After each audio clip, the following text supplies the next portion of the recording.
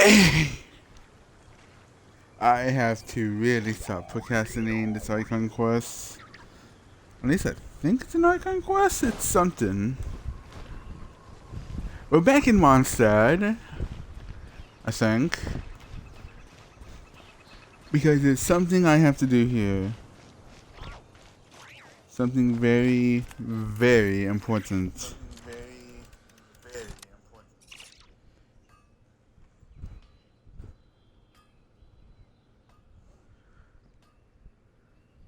Let me do this real quick. Wind go with you.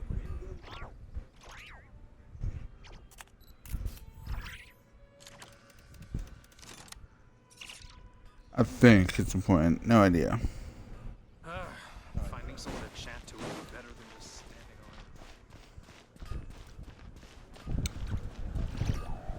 on.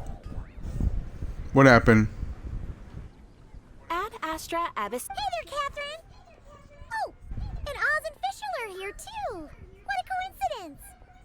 What? All things in this universe must plunge into darkness.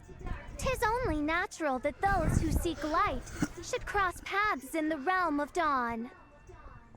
English! Dost thou speaketh? Mein Fräulein means to say she's happy to see you both. And I feel the same. It's been quite a while, Traveler and Paimon. Thank you, Oz. You're here just in time. Yai Publishing House has a commission for you, Traveler. An editor is here to discuss the details in person. Why? Much of the information was kept from the Guild for business reasons. All we know is that it has something to do with the author of the Legend of the Shattered Halberd. And who's the author? Surely you don't mean... Did wait, whoa, wait. All things in this universe must plunge into darkness. What? Surely you don't mean... Was that her real voice? Like her actual voice? Wait, is this author really that important? What if we weren't here? Or if we decided not to take the commission? The editor would just be wasting their time. I mean, we could say no to the In commission. that case, it'd be a free trip to Mondstadt where one needs only pass some information along. That's an opportunity most would fight over. Is it In though? any case, if the commission is of interest to you, the editor is waiting at the Good Hunter. Just look for the man dressed in Inazuman clothing. Hold on. I mean, halt thy steps, good traveler. Fate cast you upon the tides of the world, but not for you to stand alone in the face of its desolation. Can you talk normal, please? You step forth onto the path of the Immanakreich. The what? Mein Fräulein means to say is she would like to go with you. This is why you get bud seeds, Oz. At least you're helpful. Fischl seems really jazzed about this commission. Do you think she has some kind of insider information? Okay, again, the text. What? Fischl seems really jazzed about this commission. No, it says, wow, you seem really jazzed about this commission, Fischl. Well, let's head to the Good Hunter to meet with this editor then. Gosh. Haven't you heard? There's a strange one. Wait a minute. That's okay. Now I know why. No.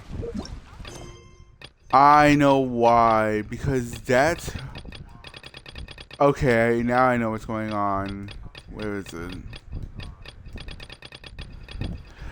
It's this one. Her let me open the book. Right here.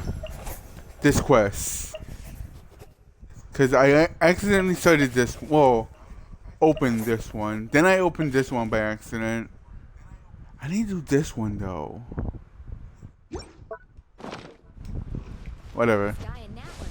Did you hear? What happened now?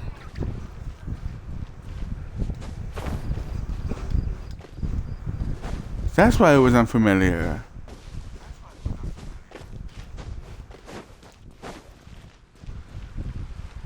I'm gonna sing it one more time. Please don't.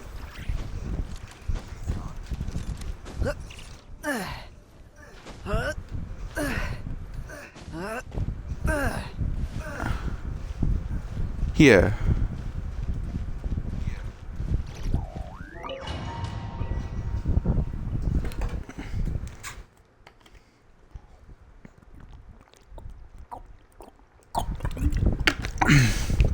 Fireball. And okay. As you all know, during this year Windbloom Festival, the people of Monster have banded together to defeat several waves of monsters that try to invade our city. Accordingly, we would like to award the title of Windbloom Star to someone who made an outstanding contribution to the defense's operation. This is someone who may not look like a strong warrior, but who keen insight played a vital role in gaining control over a conflict. His words and song, it's Venti, isn't it? Yep. The icon. Huh? No way! You're really gonna pick me? Why not? You're the perfect person for the job. Alright. Does that mean I get unlimited free drinks at the tavern? If she says yes, I'm gonna punch Venti. That should have been mine. I'm sure they'll be more than happy to support this year's Windbloom Star if you like. You can even take a drink while you give your acceptance. Please don't. He doesn't need to talk drunk to us. In that case, instead of a speech, how about a song?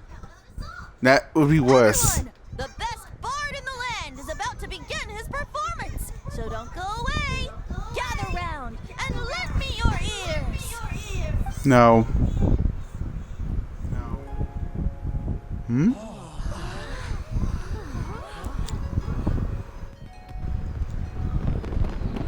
Fireworks. Yay!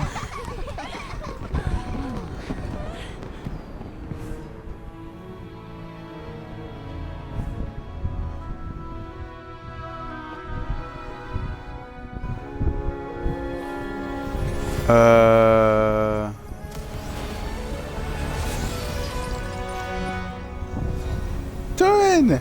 You're about to get eaten, my dude!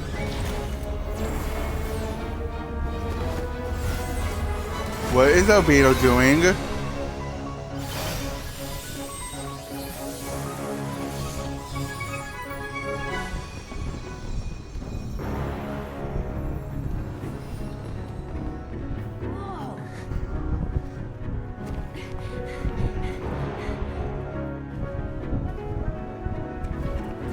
And nobody cares. Okay, well, those two care. Traverse the 18th one.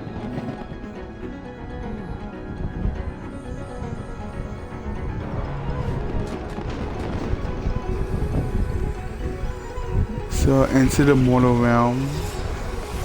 Done! No! Elevate fencing back. Oh sages, witness my great endeavor.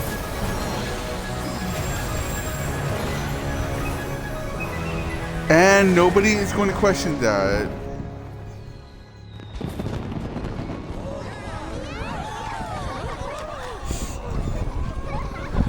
Like, seriously, nobody's going to question that.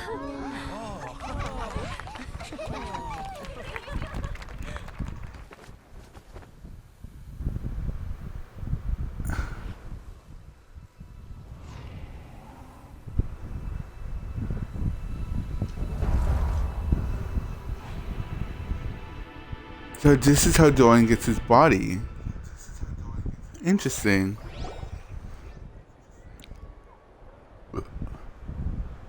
But seriously, nobody would. How did everything go? But yeah, seriously, nobody's going to question the lights. Very smoothly, I say. We achieved our goal. So Mini During looks like a human now?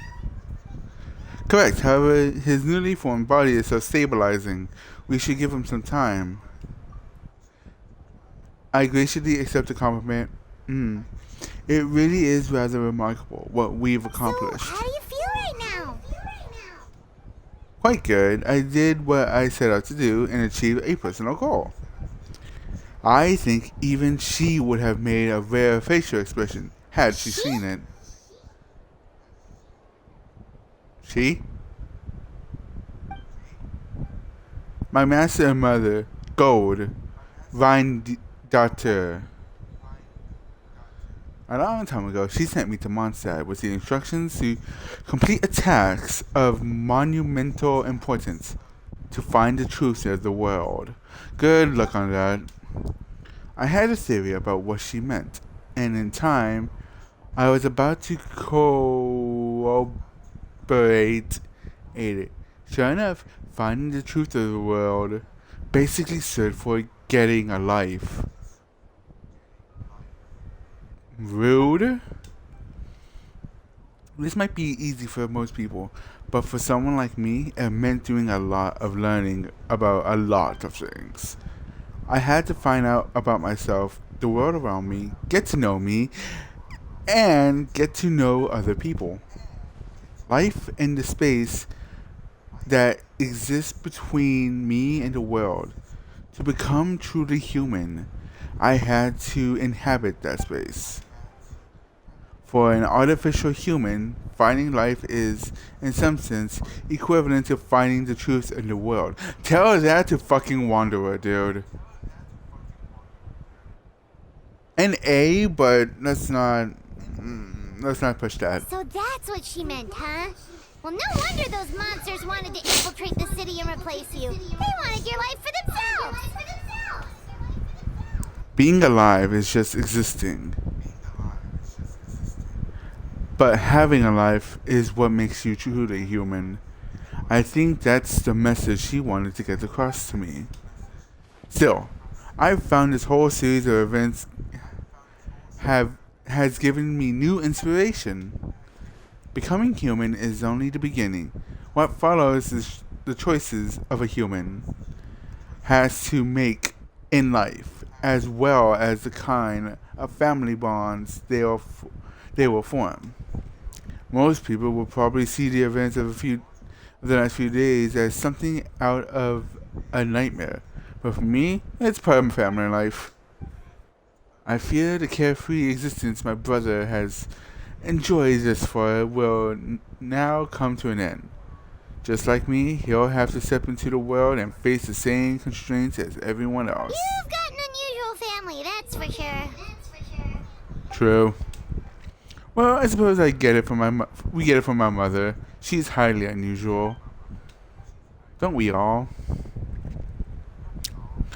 There are all kinds of families in the world. Some base their life around the family store. Others are on the farm. In my family, I suppose we tend to the flower beds. And now, I'm a gardener too.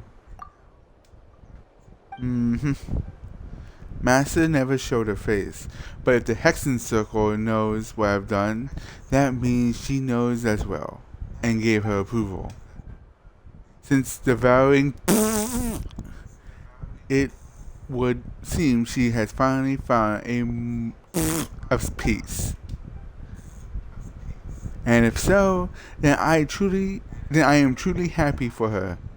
She didn't always have a penchant for madness, you know. Devouring Nefarious? What's Nefarious? Why does that sound like the whale we fought back in Fontaine? It's the name of the ruler of life. What? Aunt Alice told me about it not too long ago, but it came as no surprise. I knew Master would do it sooner or later. As for the ruler of death, all I truly know is this. Nefarious is not gone. Instead, because of Master's actions, she and Nefarious are now one. In any case, thank you so much for your help. during this ordeal and for choosing to stand by my side through it all. That's what friends are for. Paimon took the words right out of my mouth. Hearing you say that means more than I can say. I'll make sure to pass along the sentiment when I report back to Master Oh, Jean. so you're heading back to headquarters? Well, good luck with the report. Thank you. I'll get going. Wow, this Wimbledon Festival turned out to be a special one. It feels like we really made a difference. Again, no one's going to question about the light show. We just summon a fucking baby. And no one's going to question it. I Okay. almost forgot. If the Wimbledon star has already been chosen, what is this year's Wimbledon gonna be? Wanna take a guess? God damn it. Venti, you're back. Well, I couldn't keep my two dear friends in the dark about this year's Windbloom, now could I? What do you think of the Cecilia? The That's quite true fitting. feelings of the prodigal son. A sentiment as sweet and warm as a gentle spring breeze. Perfect for the season. Traveler, give me your hand. Why? The mages are very pleased that you and Albedo managed to pass their trial. Albedo received the materials he sought, so you deserve something in return as well. The Hexen Circle wants you to have this. It contains something entirely one of a kind, a secret of sorts. When the time is right, it will reveal itself to you. So no need to open it right away. I want to open it. Gift and a mystery all in one. The mages sure love their secrets, huh? According to the sender, you are probably the only person who could make use of something like this. So I suppose it belongs with you. Is it a stick? Well, all I did was deliver it. Although, I did go to great lengths during this whole ordeal. I suppose a reward for my efforts wouldn't be out of the question. You've Yes, helped it a is. lot, Venti. How about we treat you to a drink? How about no? Really? Oh, I'll hold you to that, you know. No going back on Damn your it. word. Damn it. Of course not. Let's go to the tavern right now. Music to my ears. Oh, I'm so happy I could fly. Oh, it's like this festival was made for me or something. How broke are we about to be? When no love remains for the songs to tell, the world becomes naught but an empty shell.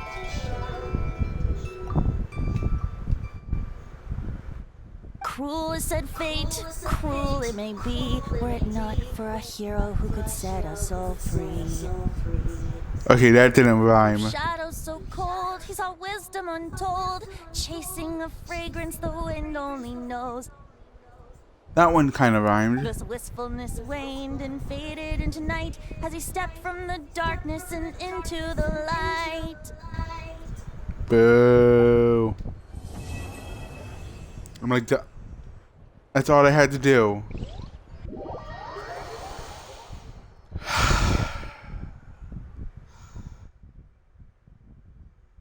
Huh? Should we head to Boo Boo Pharmacy today? Fingers No. crossed we learned something useful. We probably won't.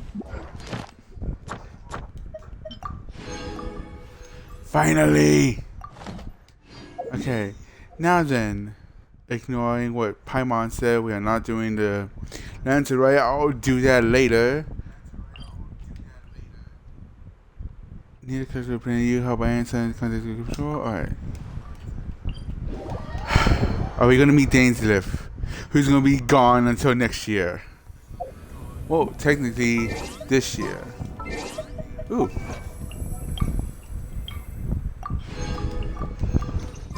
Yay, one primo gem. Oh, I got 2 wishes. Score. Okay. Nope. And nope. Oh well. All right.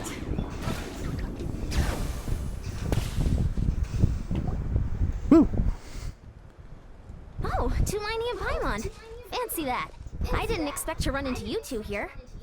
Why are we here? Hey, Coach Yan-san. What are you doing here all by yourself? Just so you know, Paimon didn't come here to train. Paimon's Yes, she not did. looking to sign up for any diet plan or bodybuilding class right now. Yes, she is. All right, got it. But seriously, what do you take me for? Some coach from hell? I'd never force a student into something they didn't want to do. Looks at Verissa. Sure, Cubone. Sure. That being said, a little aerobic exercise would probably do you some good. You could take over my patrol for a while. That would count. That's rather than training, I Yeah. suppose. All jokes aside, you're right. I'm looking for some help. The Collective of Plenty is holding a bodybuilding competition soon, and so many people have been busy squeezing in their last-minute workouts that we've run out of staff for patrols.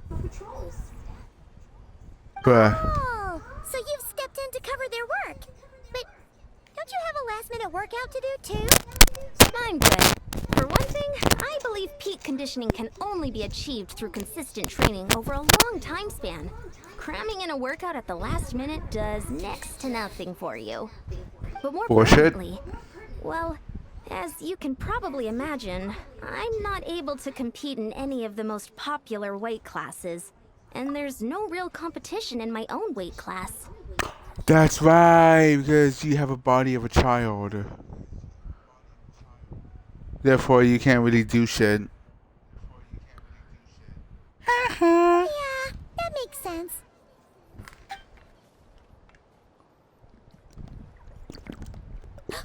Oh no!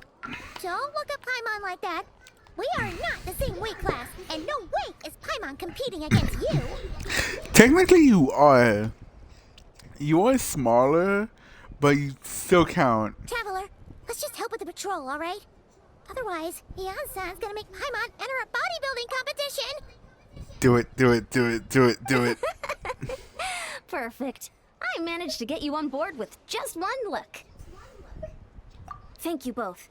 It should be pretty routine. Just keep your eyes peeled and make sure nothing strange is going on in the area. That'll free me up to check the other section. Let's meet back at the settlement when we're both done. Sure thing. Just leave it to us. We're experts at strolling and patrolling. Don't you worry. Are we though?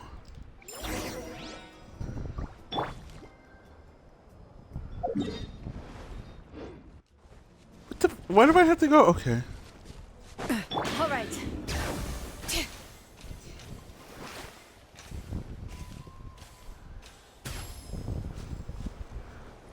Bruh, she could do this? I mean, this only makes it good for travel then.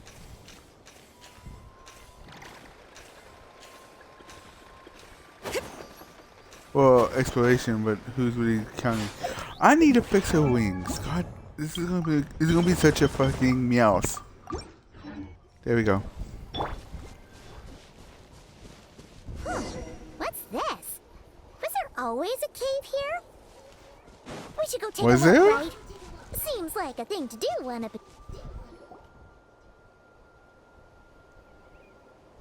Hey! There's a hilichurl here. Is it sleeping?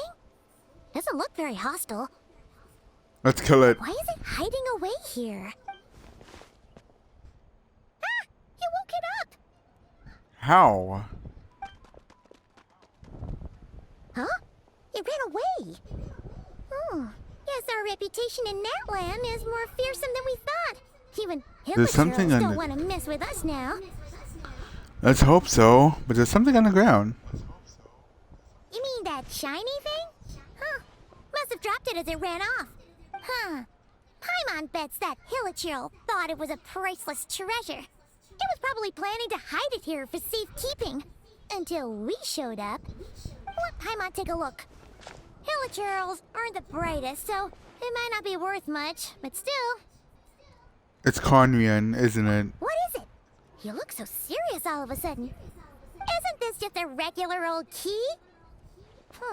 The style is unusual, though. Doesn't look Natlanese. Where do you think it's from? It's the key to the hibernation chamber on the spaceship. What?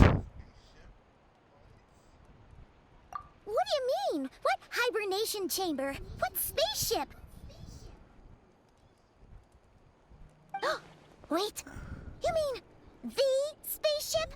The one that brought you to Tibet? Wait, what?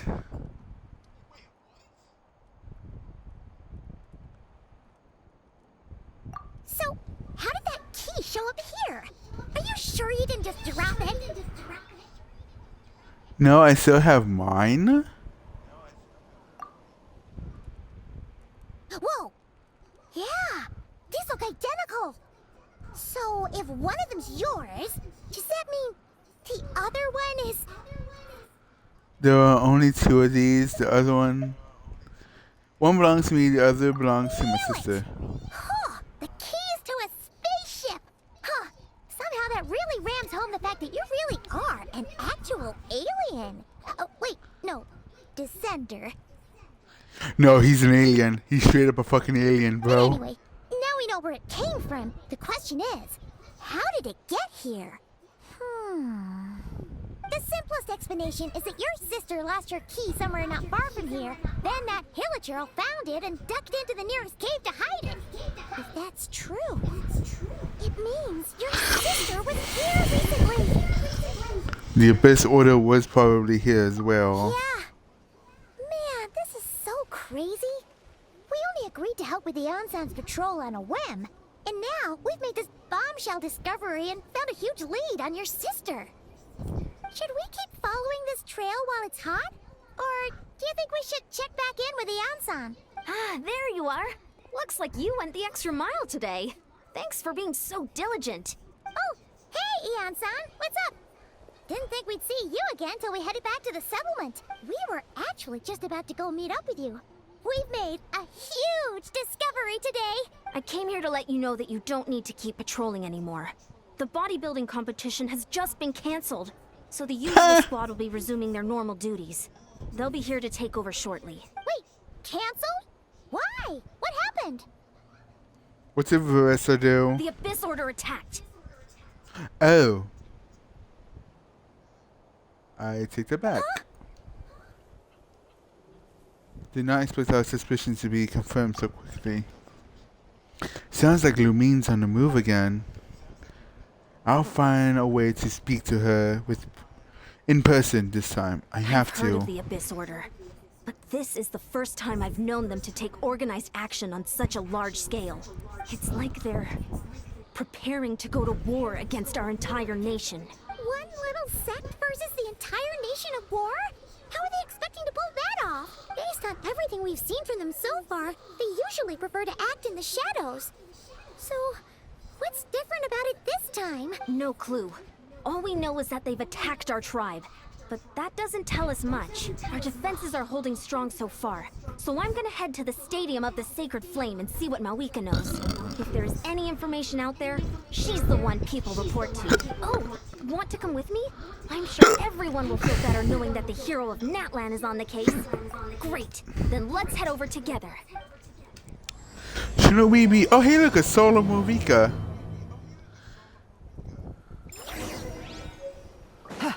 I should collect that. Where is it, though?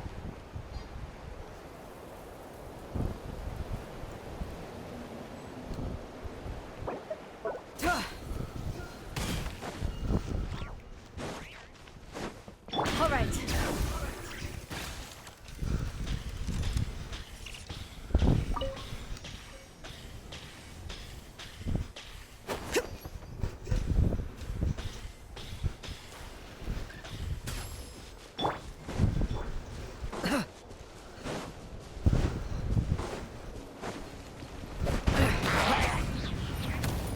Heh. Heh.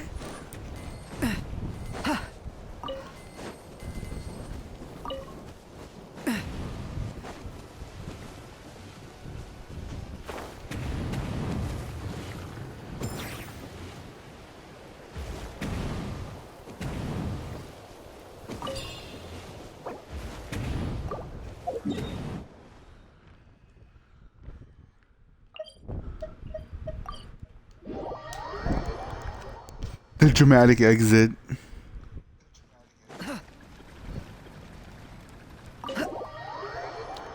chamber, speaking chamber. But is it a chamber of secrets? Malika! Oh? Ah, great timing, Yan-san. I was just about to send someone for you. And it's good to see the travelers with you. How are things looking? What's the latest word from the messengers? The Abyss Order has been spotted near several tribes at the same time. Clearly, this is a coordinated strike. Also, their numbers are much higher than expected.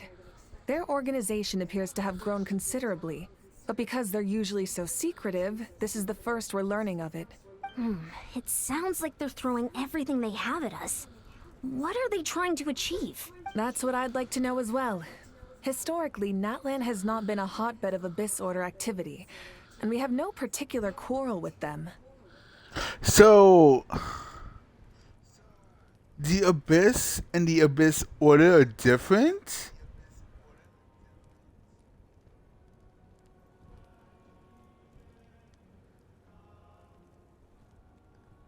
They're the same. They use the same people, but they're different? Could it be revenge, perhaps? Would they want to get back at us for a recent victory over the Abyss? Oh, seems unlikely. But then again, Paimon wouldn't put anything past the Abyss Order. It's too early to say anything definite. For the time being, we should continue monitoring the situation. How are the battles going? Not too many casualties, hopefully. Well, even if they're committing all their forces to the fight, they're in for a tough time. Our brave warriors have just emerged victorious from an all-out fight against the Abyss itself. But aren't the Abyss Order stronger or some shit? Yep. We have a whole nation's worth of seasoned veterans fighting for us. Compared to the true Abyss, the Abyss Order poses a far smaller threat. They cannot endlessly replenish their forces, for starters. Okay, that makes sense. However, this is still a war. So we must give it our all and do our utmost to minimize casualties. The tribes are organizing their defenses as we speak. Traveler, this is one war that Natlan can handle on its own. If you wish to stay out of it, you'll be safe here at the stadium with me. Why don't you go out in the battlefield, you lazy cunt? You're an icon. Can't you go fight with your people? Or what? You don't have the fucking gnosis, so you're weak as hell. Oh? In what way? My sister, that I seem to have forgotten up until now.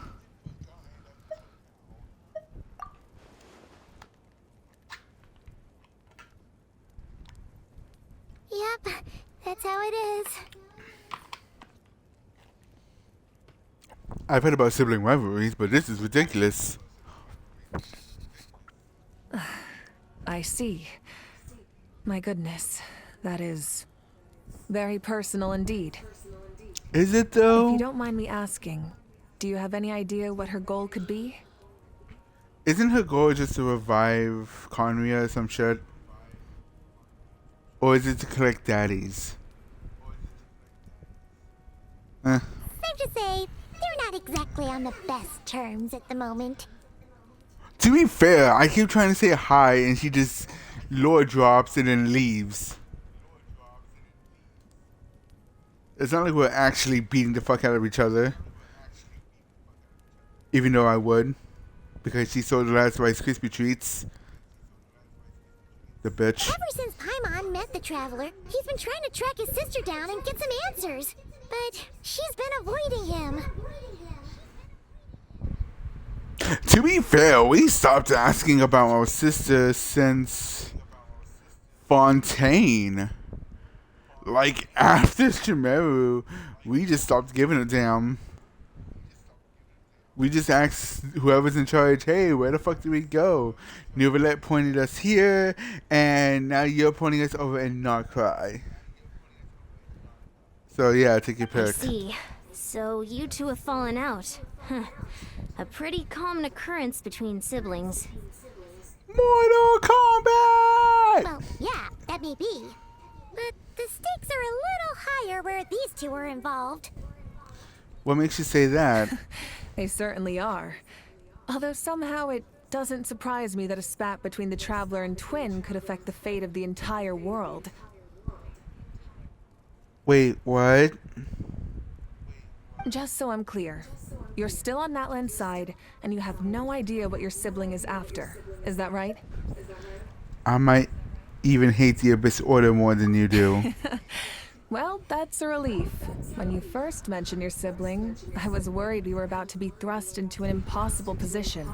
Our reports say that the Abyss Order has focused most of their efforts against the Masters of the Nightwind. Why? If you don't plan on staying here with me, I'd recommend going there to lend them a hand. I'll join you. Right now, the Collective of Plenty isn't facing a serious threat, so we should support the other tribes. Many thanks, you two. Anything you need, send word to me right away. Pizza and a hot dog.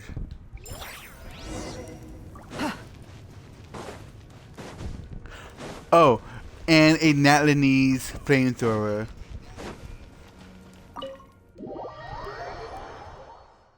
I mean, hell, if we can have spaceships here, we might as well have a freaking flamethrower.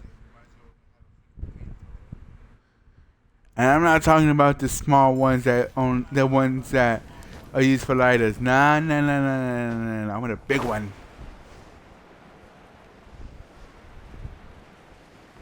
One that goes instead of.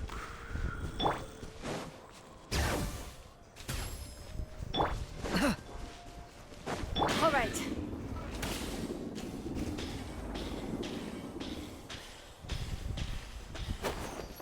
Woo! Aw.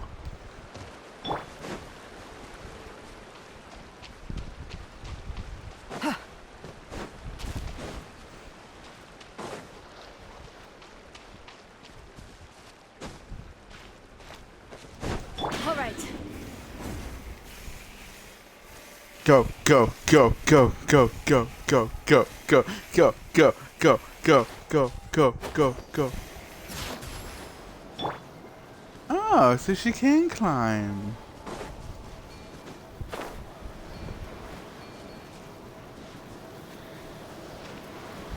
I'm gonna borrow this for 2 seconds, my guy.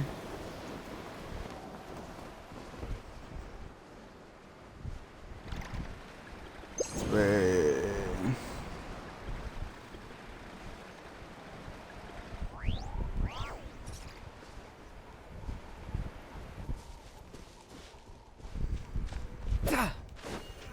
Hmm.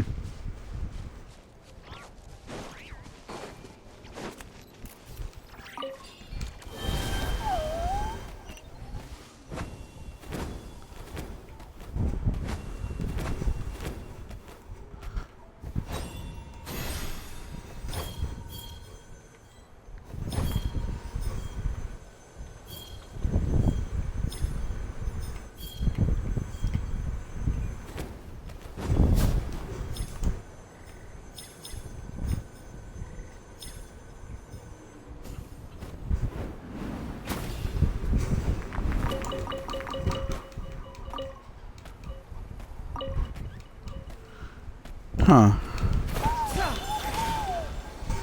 All right.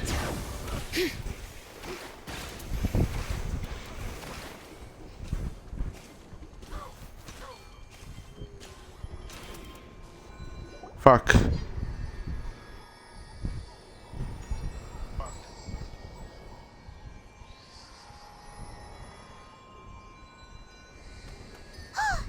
hiding behind that statue!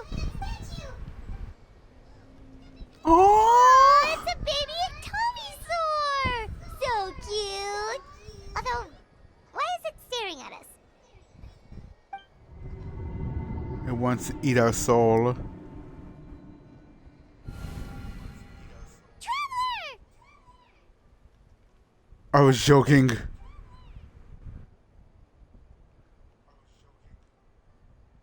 I was dead ass joking. What the fuck?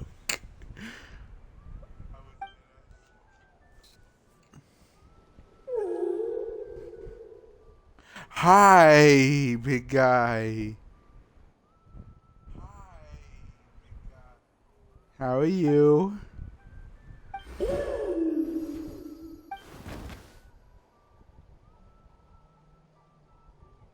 Cool. Bye.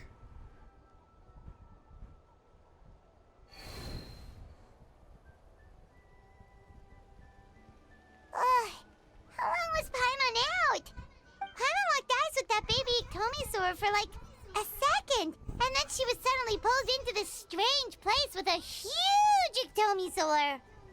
So, how do we know the names? Were they told to us? Any idea what happened? Traveler? Hey, what's wrong? Look, it's that baby Tommysaur.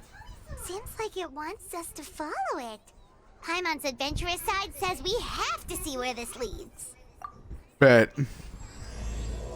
Calling from the Masters of the Night Wind. Okay, but as cool as that is,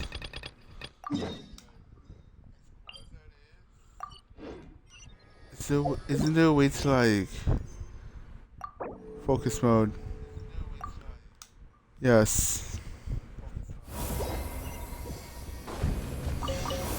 Ooh, somebody touched my thingamajiggy.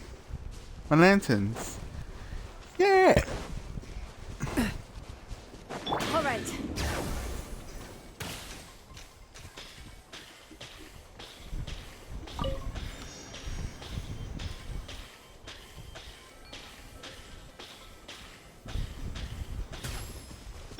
Bruh.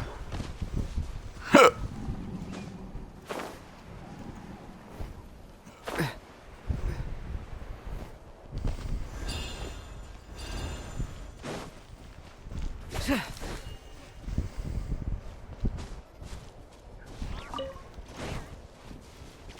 Nom nom nom nom nom.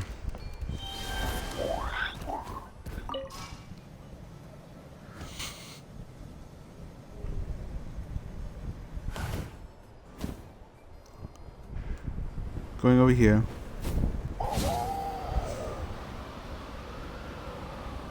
Whoa, why? Okay.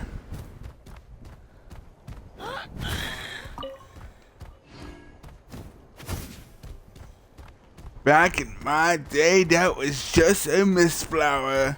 Not no mistflower stemmer. A corolla, what the it was called?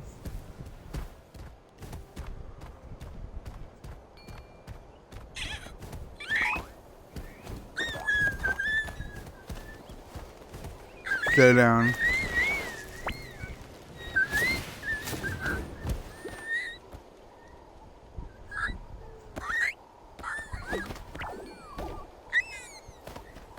Aww. It wants to play.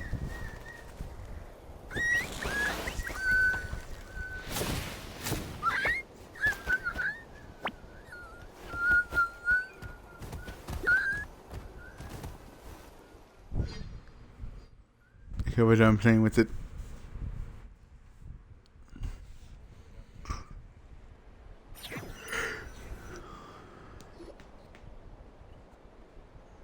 Look, it's Eulalie. Huh. I wasn't expecting to see you here. Are you here to reinforce us? How are things I looking? guess. Mawika told us to come here. Oh, the situation must be pretty dire if it's managed to get Eulalie out of the house. Dire? No, I wouldn't go that far. It's mostly just irritating. I heard we're being hit the hardest out of all the tribes. What are they trying to imply? They just think we're pushovers or something? Yes. Yes, y'all are. The more I thought about it, the angrier I got. I couldn't exactly concentrate on my novel after that, so... well, here I am. Exhibit A. All you care about your freaking smut that you wear. That you read. So, that's how they earned the ire of Granny Eatsley, huh? They call themselves the Abyss Order, yes? Ugh, so tasteless. It's exactly the kind of two-dimensional name a clueless writer picks because they don't trust the rest of their writing to persuade the reader of who the real villains are. Counter-argument. Organization 13. Hell, in Kingdom Hearts 3, we just get the true Organization 13. I think I rest my case. She's saying your sister has poor taste. I mean, if I can speak freely, she does have poor taste. Seriously, siblings, as a brother, I have the right to be annoying towards her because it's a sibling right. We're supposed to have beef with each other or some shit like that. Wait, what? Are you saying his sister is a member of the Abyss Order? Unfortunately. I only said that because I was mad. But maybe I went too far. Why do you care? Oh, right. You want a ground pound on Ether. Right. Hey, let's save the chat for later. We've got some enemies incoming. These two. A much-needed chance to vent my frustration. And not a moment too soon. Things were getting awkward there. Luckily, I'll never have to find out just how badly the rest of that conversation was gonna go. You didn't have to say that last part out loud, Sweet Lolly. Let's get him! No. You bitch. You bitch. Did I miscalculate you? Ow. Drop your weapons!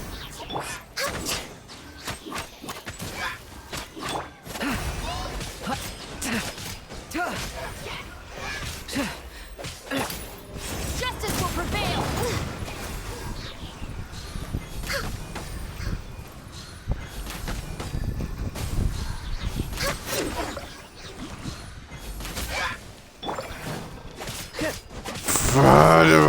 The pounds, I hate them. I hate every single one of them.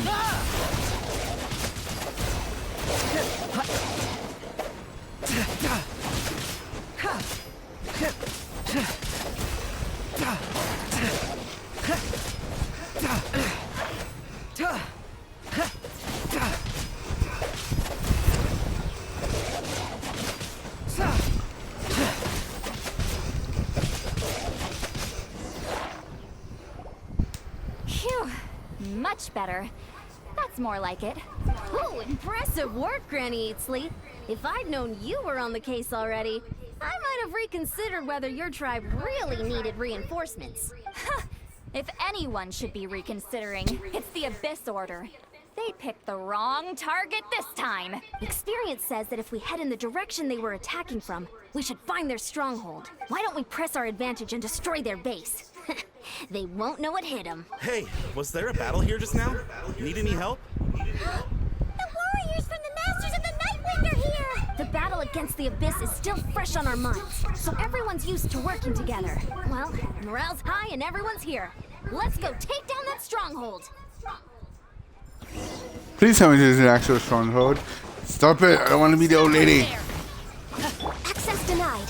This is long overdue. I hate you so much. You would... Of course they would throw two wolves at me. Forward! Crush them! How high? He was on our side. Okay, I'm so sorry, my guy.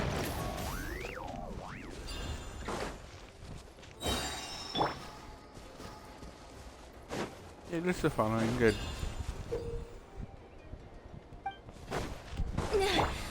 What is that thing? It's like it's draining Whoa. the strength right from my body. Find a way to destroy it.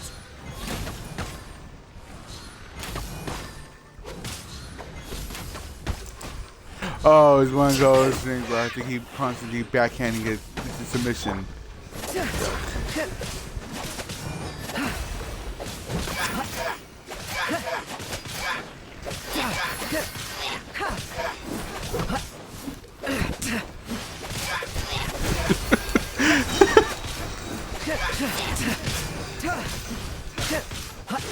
Where the fuck were you, big guy? We needed you. Resistance is faltering. Now's our chance. Hi! No touching.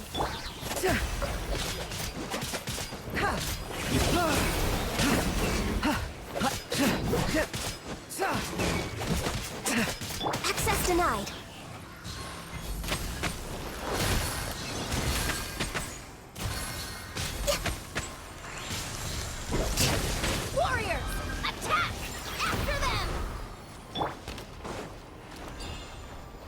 Of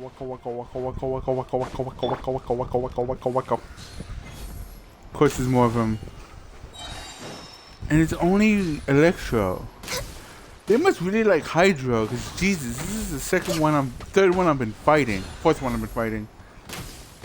I know my numbers.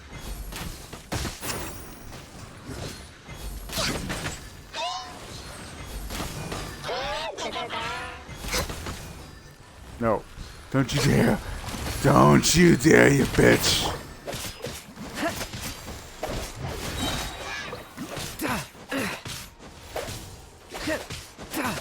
Whoa. Okay, Mr. Floaty Man. Time to show you what happens when you mess with the Masters of the Night Wind. Resist the abyss when paying a price.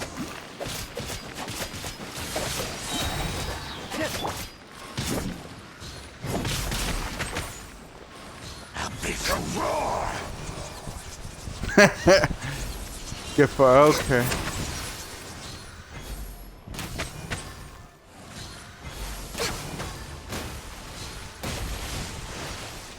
Access denied. Next, drop your weapons.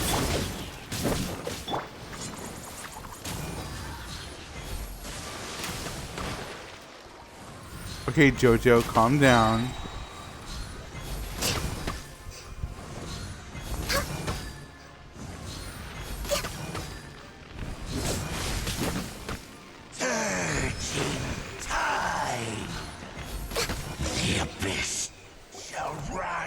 This stronghold is neutralized. Good work, everyone. Huh. The Abyss Order's all bark and no bite. To be honest, this was anticlimactic. I was hoping for a personal apology at the very least. And ideally, a whole speech acknowledging the superior might of the Masters of the Night Wind. Well, whatever. I'll just have to make up for it with some extra wine at the victory feast.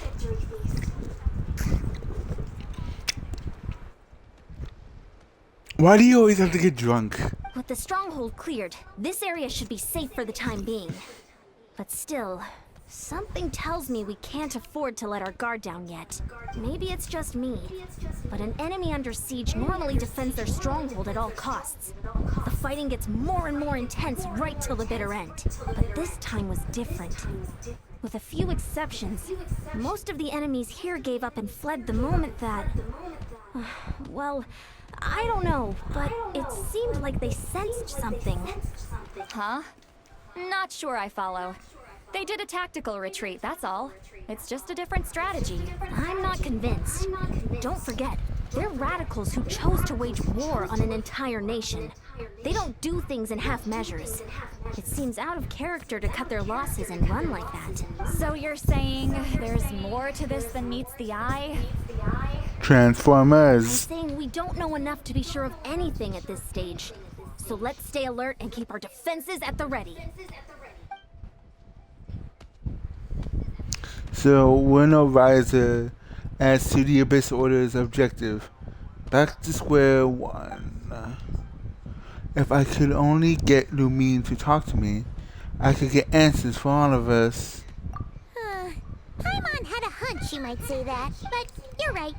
If we can somehow use that key to track down your sibling, maybe we can end this war before things get serious. And maybe you can finally get some answers. Wait, you're leaving? But I was still debating whether to invite you to the first victory feast. Bruh. Go ahead, you two. See, Lolly and I will take care of things here.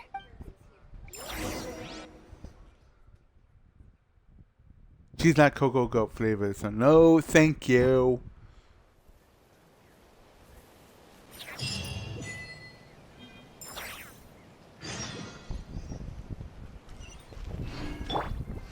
Why do we have to go back there?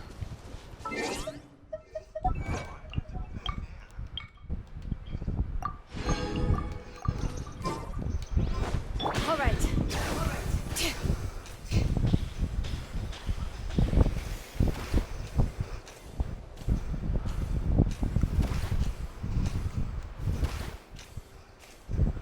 Where is it? Oh.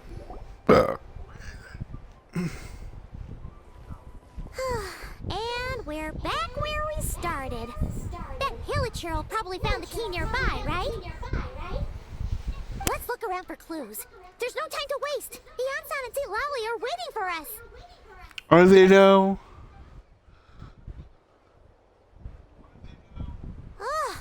We've scoured the entire area, but still nothing. How the heck did the key end up in that Hilichurl's hands? Are we supposed to believe that it just fell out of your sister's pocket as she passed by? Seems kind of ludicrous to lose something so important in such a dumb way. But then again, who knows? Sometimes in life, things just go missing and that's that.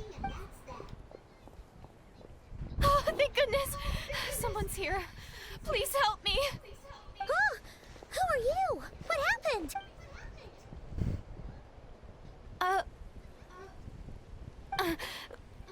No, now isn't the time. Please, you've got to help me. I'm being chased by monsters and I can't keep running. Can you do something? Where are the monsters you speak of? Where are they? Paimon doesn't see any monsters behind you. Huh?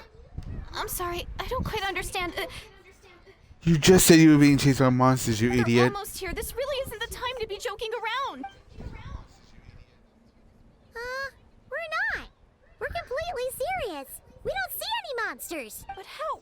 Ugh, there's no time. They're coming. We gotta run. What's wrong with that girl? She must be seeing things. Oh no! It looks like something really hit her. Maybe she was right. What if she just tripped? Quick, let's see if she's okay. What's wrong? Are you hurt? What was that? The monsters! They're right there! You need to get out of here. It's too dangerous.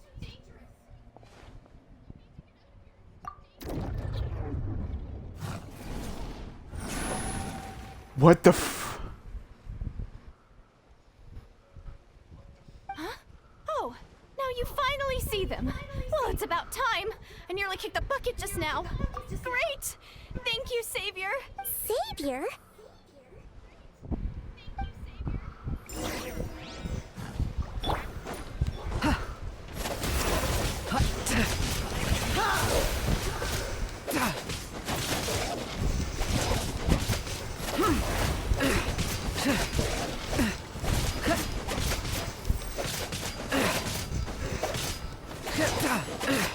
Born of ice and frost. Final warning!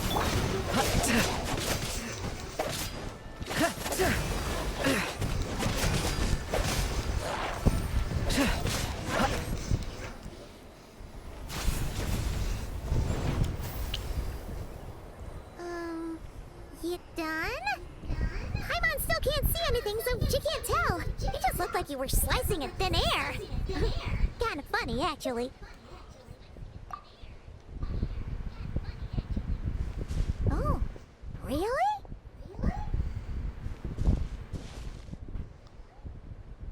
Sure. Ooh, they're holding hands. It's nothing. It's okay. I can see they're all gone now. No need for you to check.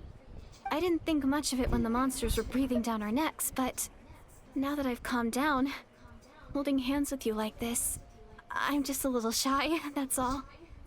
Bow chicka bow wow. Huh? Have you never shaken hands with someone before?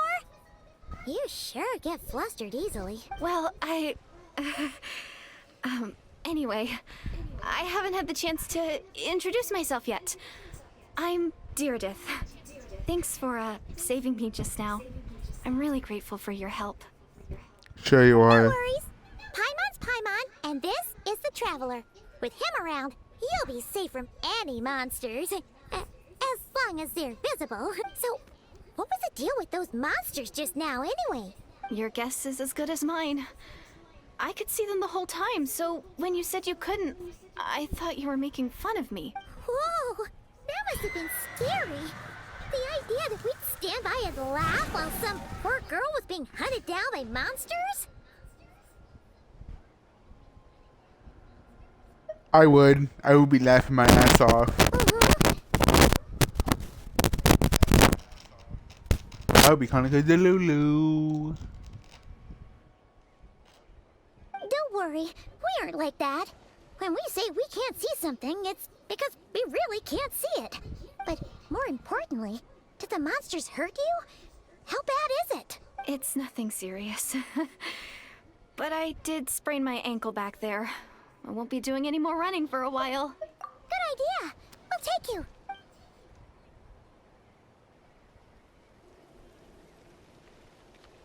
Phew, thank you so much. Despite getting injured, I still feel much safer with you around. And then they kiss. I'm gonna stay here until I heal up. Don't want to risk running into any more monsters. Yeah, you already took a big enough risk coming out here all on your own. So, where are you from, Deirdith? Judging by the flower in her hair, I'ma guess Conria. A small village, far away from here. I walked for what seemed like forever and lost my way, so... Yeah, I have no idea where I am anymore. Well, you're in that land. Maybe all these trials and tribulations are part of the journey. No one said finding the savior is gonna be easy. The what? That's the second time you called the traveler a savior. What's all that about? Oh, sorry. It just slipped out. I was caught off guard. The resemblance is so uncanny. Is it though? Anyway, let me start from the beginning.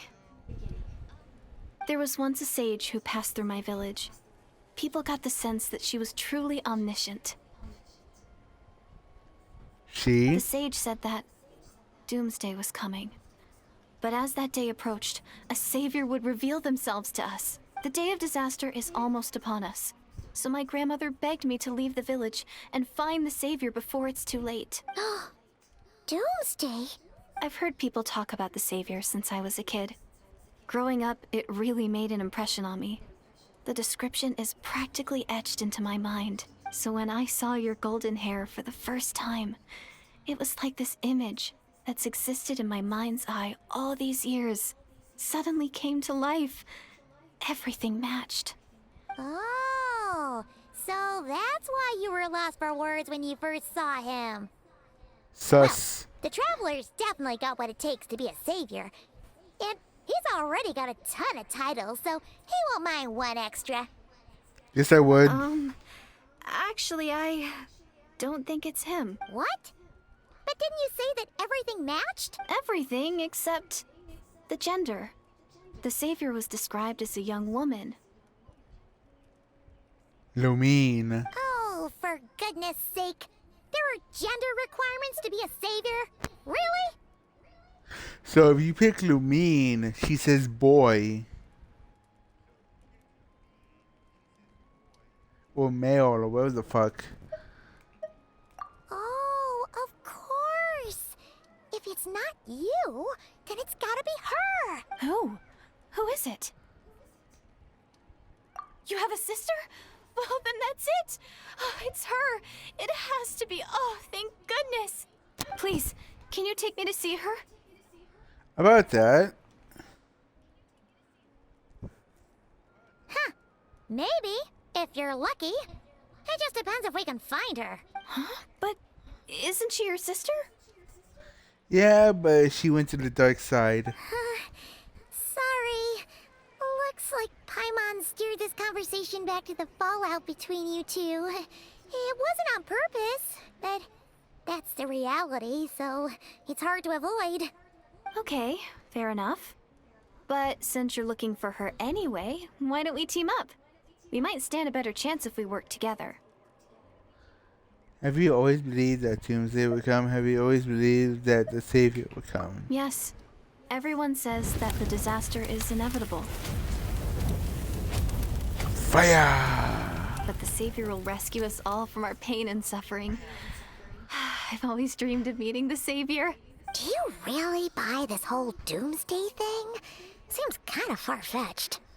You're far-fetched. She spoke with conviction. I don't think she's lying. Maybe it's another lie spread by the abyss.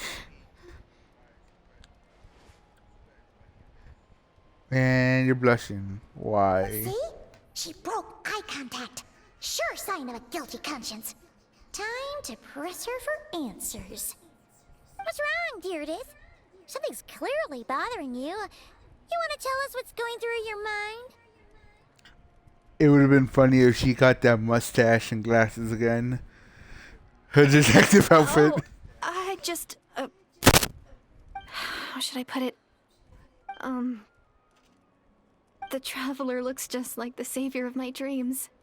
And it's not every day that the savior of your dreams swoops in and saves the day in your moment of crisis.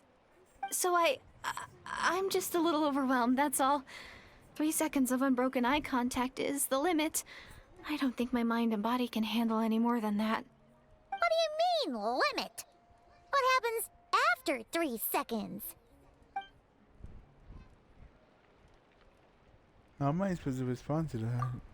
I'm sorry. Please forget that I said anything. Let's just leave it there for now. Like I said, I'm going to hide here until I feel well enough to move again. If you manage to find the savior in the meantime, please come and let me know. Thank you. Are you sure you'll be okay here on your own? I'll be fine. I might not be much of a fighter, but I know how to stay hidden. And if I get hungry, I'm sure I'll find something around here. Don't worry about that. Alright then. Well, take care. Being on your own isn't easy.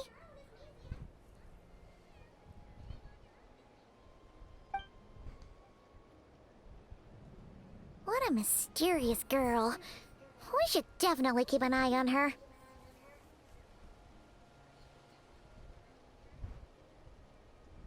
But hey, at least she seems to like you. And it sounds like she's gonna help look for your sister when she's healed.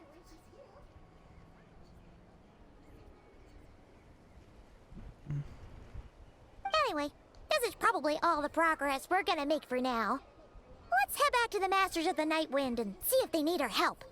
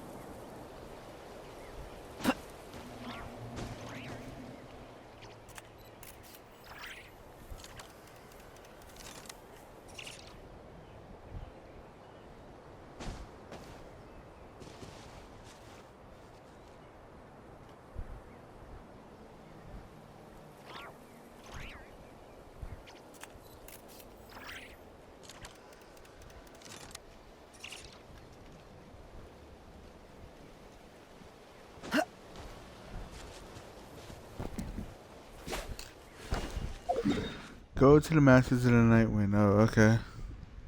Why?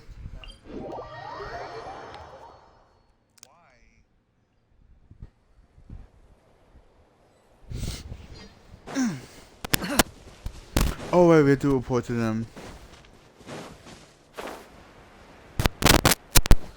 There's Ian-san. Oh, you're back. How did it go? Find anything? Nothing substantial, unfortunately. But we had the weirdest experience. So I take it that the war's still on? Pretty much. That's okay. I just wasn't sure, because things seemed to be at a standstill while you were gone. The Abyss Order hasn't attacked us. And since we don't know what they're planning, we haven't made a move either. In a word, it's a stalemate. The guards have been keeping watch around the clock, but for everyone else, you wouldn't even know we're at war. Huh.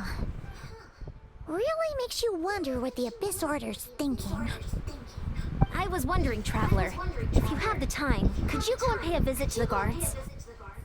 They've been working a pretty demanding schedule. I was gonna go see them myself, but I'm sure they'd appreciate a visit from the greatest hero of our time. Oh, but you're a great hero too, young son.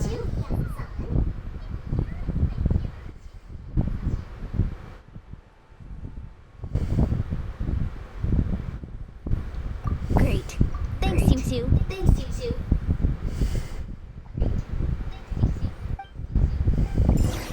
Oh, check it out! The graffiti on the wall is glowing!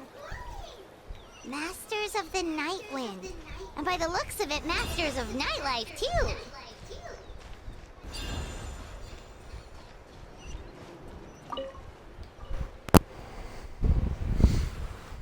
Wow, Tumaini, our hero.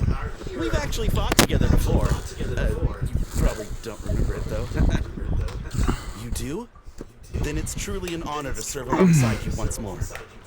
Is it Thank you for standing guard this whole time.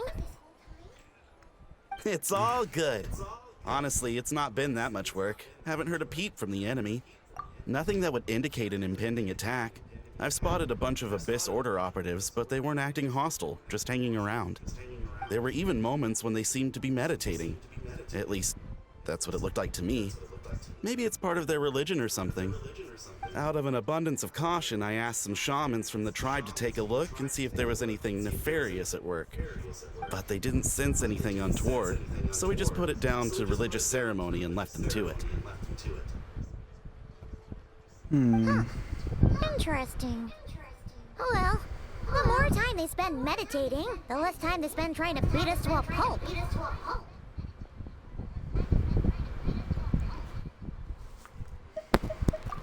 Well, the shamans didn't raise any concerns, so how bad could it be? As far as I'm concerned, so long as they don't pose an active threat, they can do all the cult worship activities they want. Besides, as soon as everything's in place and we're ready for an all-out offensive, there'll be no match for us. Sounds like morale is pretty high. Guess there's strength and confidence in numbers. Let's keep going, traveler. Don't worry, I'm sure they'll show up soon.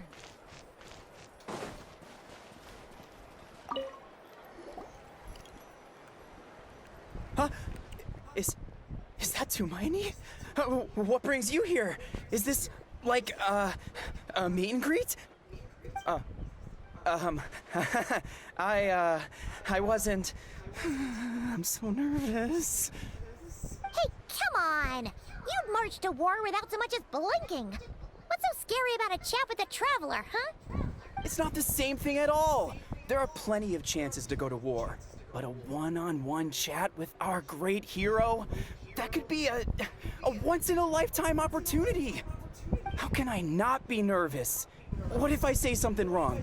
Or if my posture's bad? Or if I accidentally make a weird expression with my face? One bad impression can stick for life. No one's here to judge you on your posture or your facial expressions. Relax! All right then. I'm sorry, great hero, but I have a small favor to ask. Let Paimon guess. An autograph, right? That's easy. May I challenge you to a fight? What? How can you be so audacious and so sheepish at the same time? Huh. Paimon's starting to think your nervousness is all just an act. No, of course not. I just figured that if I don't ask now, I'll regret it for the rest of my life. But I am still on patrol, so please, Great Paimon, if you wouldn't mind taking over for me for just a few minutes? Ugh, again with the sheepish audacity. Just pick one or the other, will you?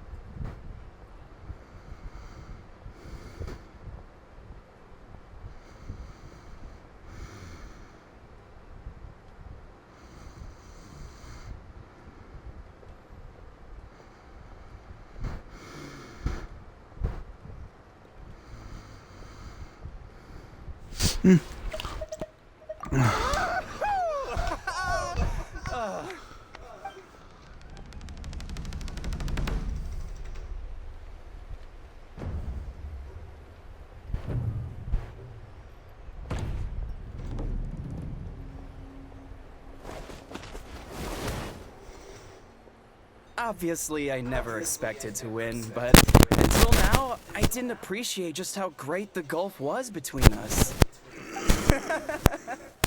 I'll be bragging about the day I got to spar with Tumaini for the rest of my life. Today's really my lucky day. Oh, Paimon can't keep up with you. Your tone has changed all over again. Now you've had a spar with the Traveler. What gives? Well, some people connect through conversation, but we warriors bond by sparring. And now that I've had a bout with the hero, we're no longer strangers. Nothing to be nervous about anymore. Okay.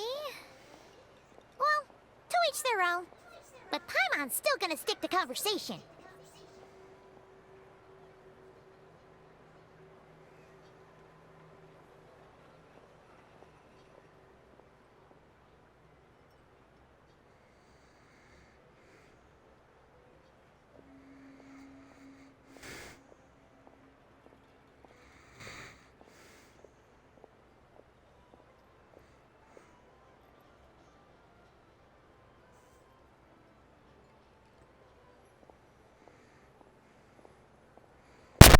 Not at all.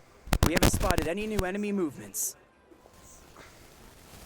As Paimon expected, nothing here either. Let's do another lap and get back to Ian-san.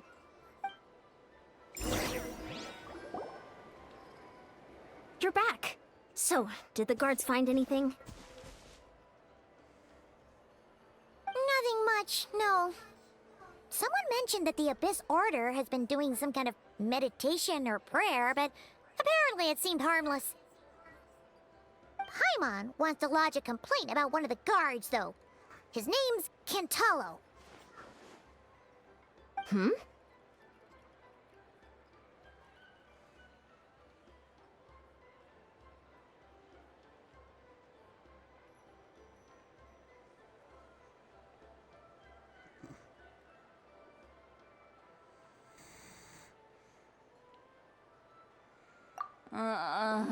Traveler? You're back already? And no one thought to wake me up, huh? In fairness, you look pretty hungover. Can't imagine anyone wanting to wake you up in that state. I'll have you know I'm perfectly sober when I'm hungover. Okay.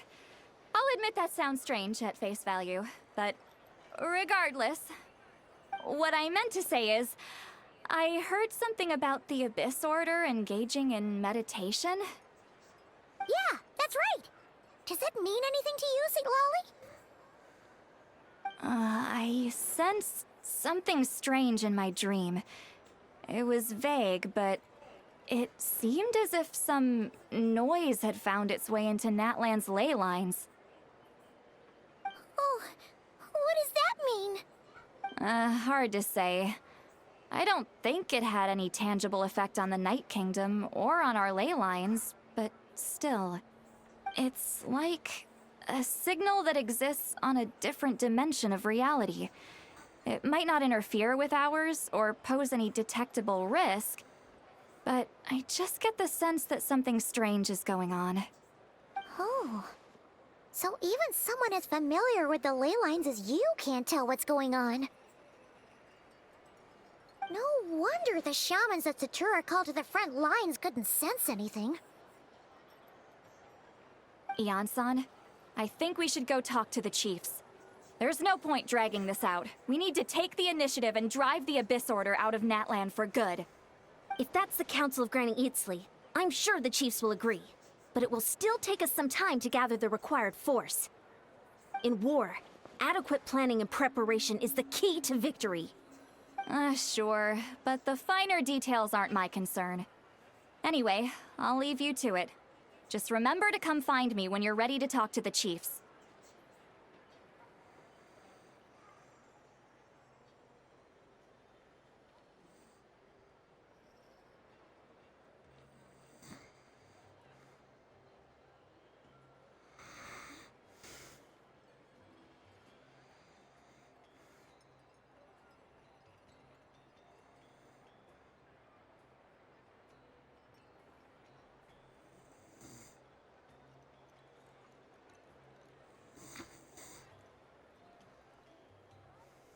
Oh? Sure, what is it? Huh, you mean only select individuals can see them? Now that's a strange one. I guess they could be manifestations of a disturbed psyche? Or extreme negativity embodied in physical form? It could also be a simple case of dead monsters whose souls got stuck here somehow. Well, I say simple. Things quickly get confusing when you start looking into monster souls. For starters, trying to figure out which classification system to use is a real pain in the... All right, we get it. Granny Eatsley's learning and wisdom knows no bounds. But could we just get the short answer? Hey, I was just thinking out loud. You really think I was just trying to flaunt my knowledge? Anyway, the short answer is... there are many potential explanations for the kind of phenomenon you describe. That said, it's not something I've ever encountered in all my years. Whew, wow. Okay. Well, if Granny Eatsley's never seen it, it might as well not exist, right? Hey, I'm not that old!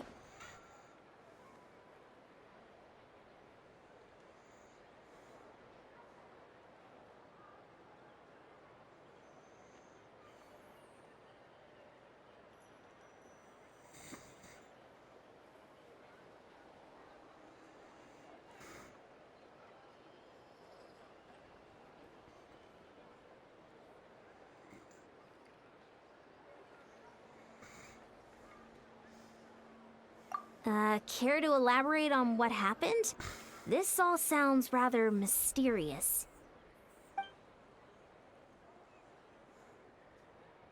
Really? You had to hold her hand to see the monsters? That sounds a little contrived. Huh? That's the part that bothers you? Maybe the point is more that it requires direct physical contact, whether that be hand-holding or otherwise. But that's neither here nor there. What bothers me is, it sounds like she's convinced that your sibling, the leader of the Abyss Order, is a savior. That really makes me question whose side this girl is on, and whether what she told you about her background is actually the truth. Sorry if that comes across as paranoid. It's just hard not to be suspicious of everything when we're in the middle of a war. Actually, Paimon feels like you make a fair point. Whoever this girl is, she sounds like bad news. Okay, well, you're clearly just jumping to conclusions.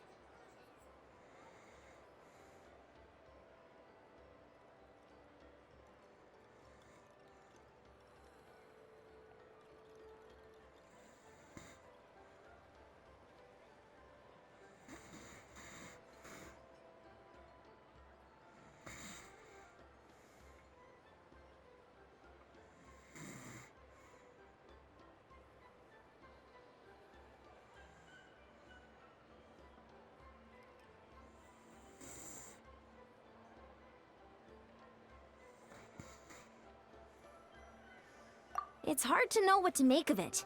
A young lady all by herself, lost in the middle of nowhere, sees monsters that no one else can, calls the leader of the Abyss Order her savior.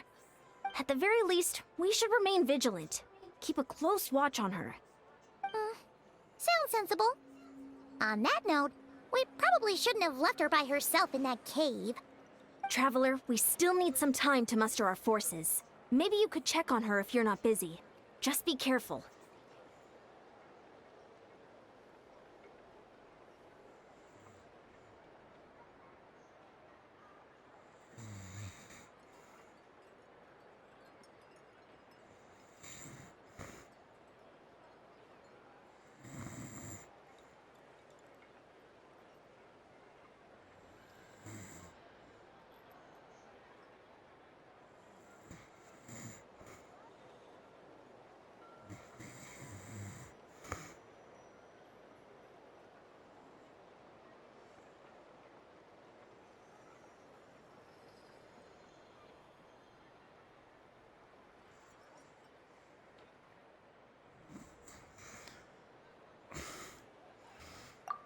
Settled then. Let's go check on her.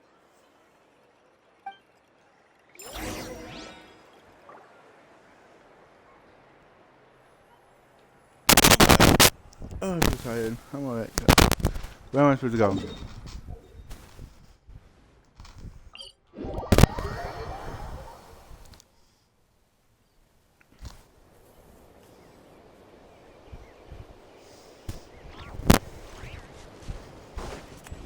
I need to wake up.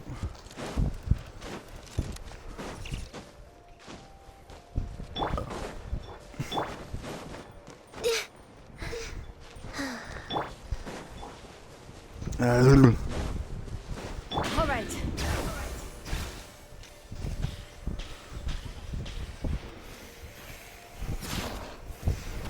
Whoa. Here we are. Deirdre will still be here, right? Probably now. So quiet, though. Uh-oh. What if Yansan was right?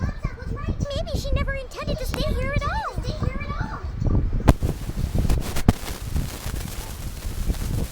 FBI, open up. Traveler, watch out! Bruh.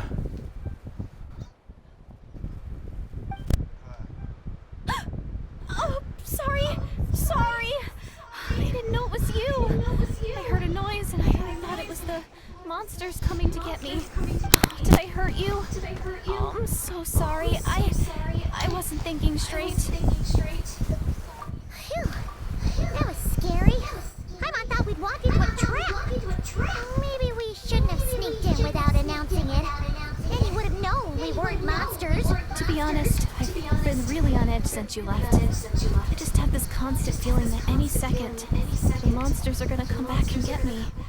And it's not like I can run from them. There's also no way to cook here. It's good you got back when you did. Another hour and a half and you probably would have found me starved to death. That's weirdly precise. Though, it does explain why your attack on the traveler was so weak. Wait, if you really thought you were gonna starve or get killed by monsters, why'd you promise that you'd be okay here on your own? I just didn't want to lose face in front of my hero. He already saved my life once. That's more than enough. I just don't want to come across as a constant burden. Huh. For someone on the brink of starvation, you're pretty preoccupied with your image. What's the real reason? What? That is the real reason. I'm kind of bearing my soul here, you know? Could she really be an injured civilian? Anyway, so, could you make me some food now? Oh, Paimon's getting hungry now, too. Go on, then. You can join us for dinner.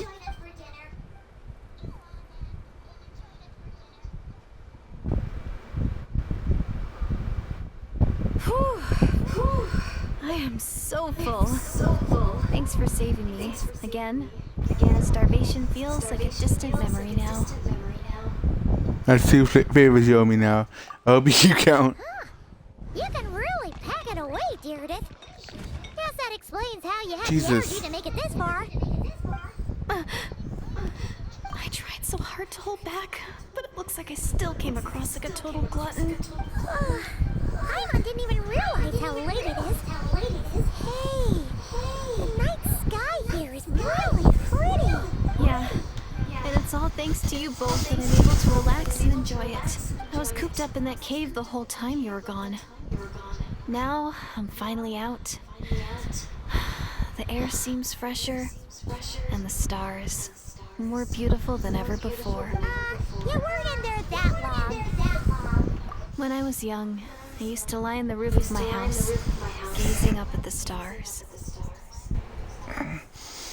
And often, my mind would drift to this question.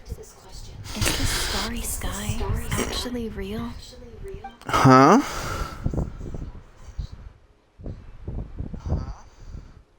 Why does she know about the false sky? My grandma would tell me, the answer to that question doesn't really matter. Think of all the people in our village who spend their entire lives here, she'd say. To them, that little village is their whole world.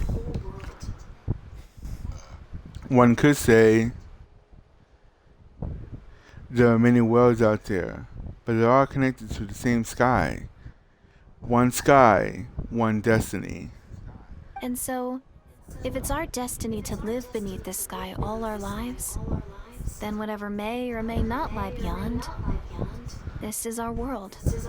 And that sky is real to us. Paimon kinda gets you, but also not really. Is it kind of like how journeying with a traveler is everything to Paimon right now? Bruh. I really treasured my world for a really long time. The village was my everything. The houses, the scenery, stories I always loved to hear about the Savior. But I could never bring myself to agree with Grandma. Even if the village was my entire world, I still had to know what lay outside its borders. Yeah! Go you! So, I finally ventured out and set off on my journey to find the Savior. But I thought you said your village was about to be destroyed. I'm going to make my world bigger, one step at a time. And I'm not going to stop until I've seen what's beyond the stars. Maybe then, I'll finally get an answer to the question I had as a child. Beyond the stars. Who knows? Maybe one day, I'll be sitting and chatting just like we are now, but with someone from another world. Yeah, one day. If only we could tell her. But it's probably best not to open that can of worms right now. I need to find the Savior and protect my world. Then, I can make sure it continues to grow. That's the most worthwhile thing I can think of doing. So I've been giving it everything I've got. You know what? It's pretty cool. Paimon kinda wants to root for you now. Sorry. I got a little carried away. I always get chatty after a hearty meal. Just like my grandma. The more we chat, the more convinced I am that she's not a bad person. And it doesn't sound like she's been brainwashed by the Abyss Order. Maybe we can afford to trust her. Hold on. Shh. It's them. The monsters are back. Where? Oh, still invisible, huh? Guess we gotta try this trick again.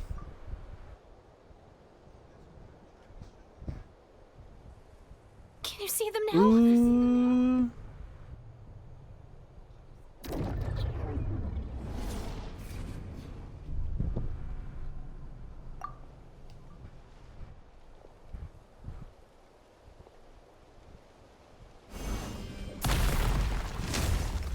Wait, what?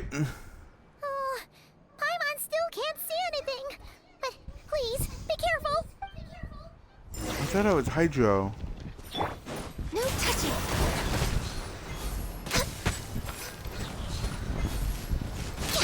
Alright. The traveler becomes whatever the plot demands he be. And of course, this big one.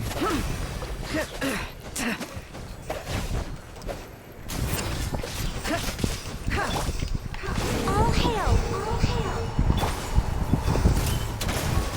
Justice will prevail.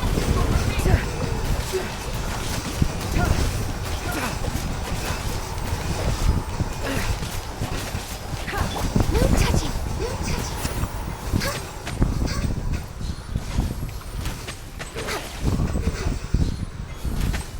You missed. What? Another one?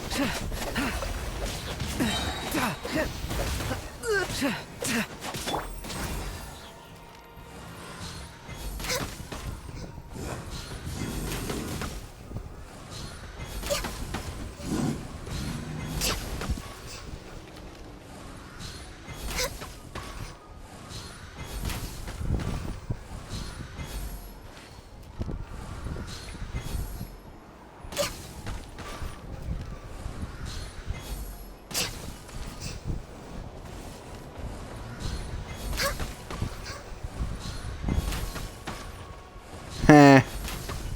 Got him locked.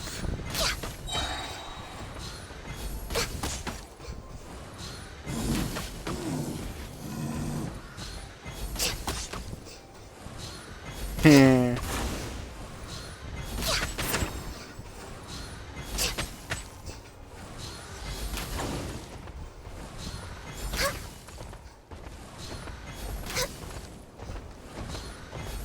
next on the Let me agenda? guess, it resets health. Yup. Bullshit.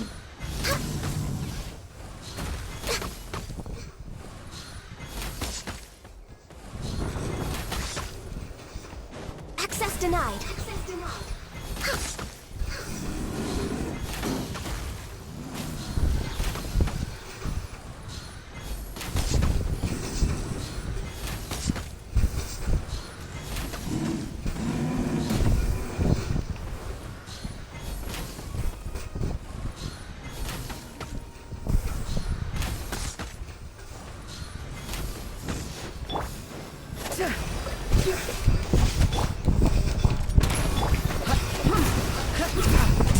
No touching. No touching.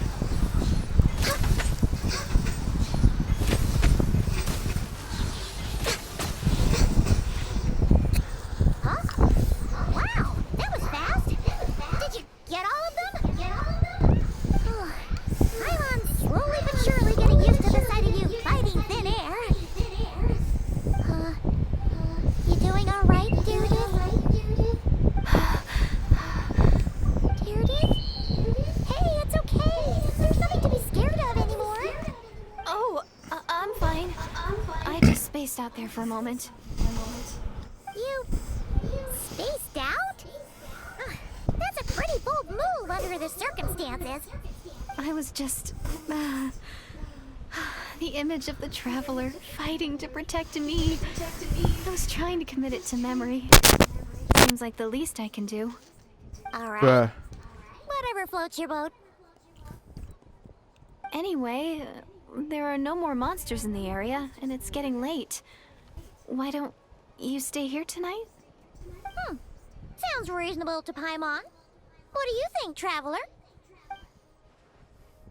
I personally satisfied that Darius isn't a threat, but it can't hurt to monitor her for another night. All right. Deirdre will be... Huh? Deirdre? Why are you going in alone?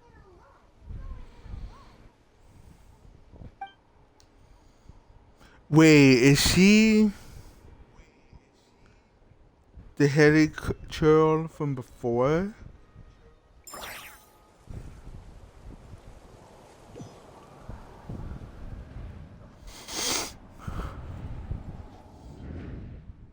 Oh hey, we're in the realm of darkness.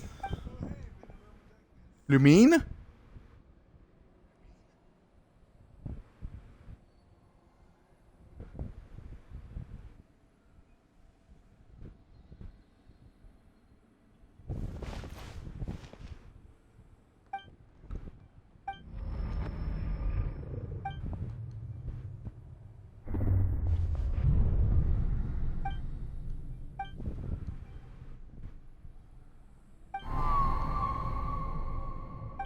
Doomsday.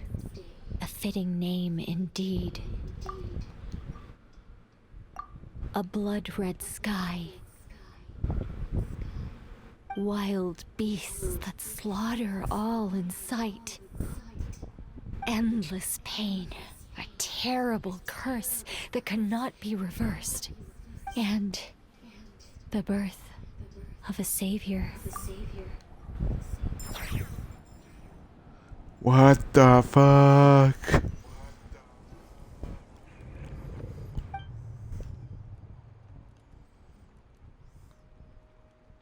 Aww. You're awake. I'm sorry. I didn't mean to, You just look quite distressed, like you were having a nightmare. I thought if I took your hand into mine, you might find it soothing. At least, that's what my family always did when I had nightmares. But it didn't seem to work on you. In fact, I think I made it even worse. I'm so sorry. Oh, is that right? Paimon's jealous. You better not be trying to pull a fast one on the traveler. What? Don't be so... I have more self-control than that. Bullshit. Self-control? What does that have to do with it? Ugh, I still can't remember anything. What did I see in my dream just now? I think I saw Lumine in the Night Kingdom. Why is she there in the first place? At the very start of the dream, but I can't remember what happened next. Never mind, if the memory is gone, I can't force myself to remember. Ugh. No way is Paimon getting back to sleep after this. You go ahead. But for the rest of the night, Paimon is staying up to keep an eye on this young lady. Oh, do I really seem that shady to you? She doesn't want you ground pounding me.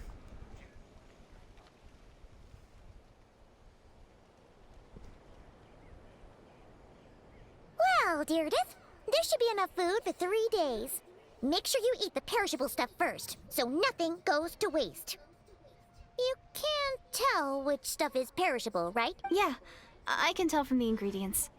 Thank you so much for making all this for me. 3 days will definitely be enough time for my ankle to heal. Then I'll continue on my journey to find the savior. All right, then we'll be off. Bye for now, Deirdith. See you? Wait! But if this is goodbye, how am I supposed to find you again? Oh, I mean, what if I find your sibling? How am I supposed to let you know? Ah, that's a good point. We share the same goal, but we're constantly on the road, so we've got no fixed address. How about this? When the time comes, you can just write a letter to Mawika. She'll be able to find us for sure. Mawika? Who's Mawika? I can't. It's the Abyss Order! They're here! But it doesn't look like they're marching to war. More like they're running away? Where? What are you talking about? You can't see them.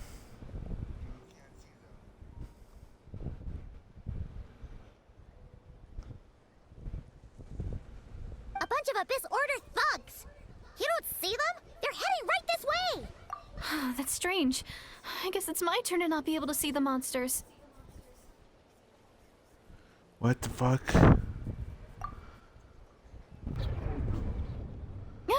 You're right. I see them now. You weren't joking after all. So this is what it's like. What a weird situation. What is making these monsters invisible? Is it Deirdith? Or the monsters themselves? Or is it us? Well, might as well mow these ones down, just so they can't pose a threat to the tribes.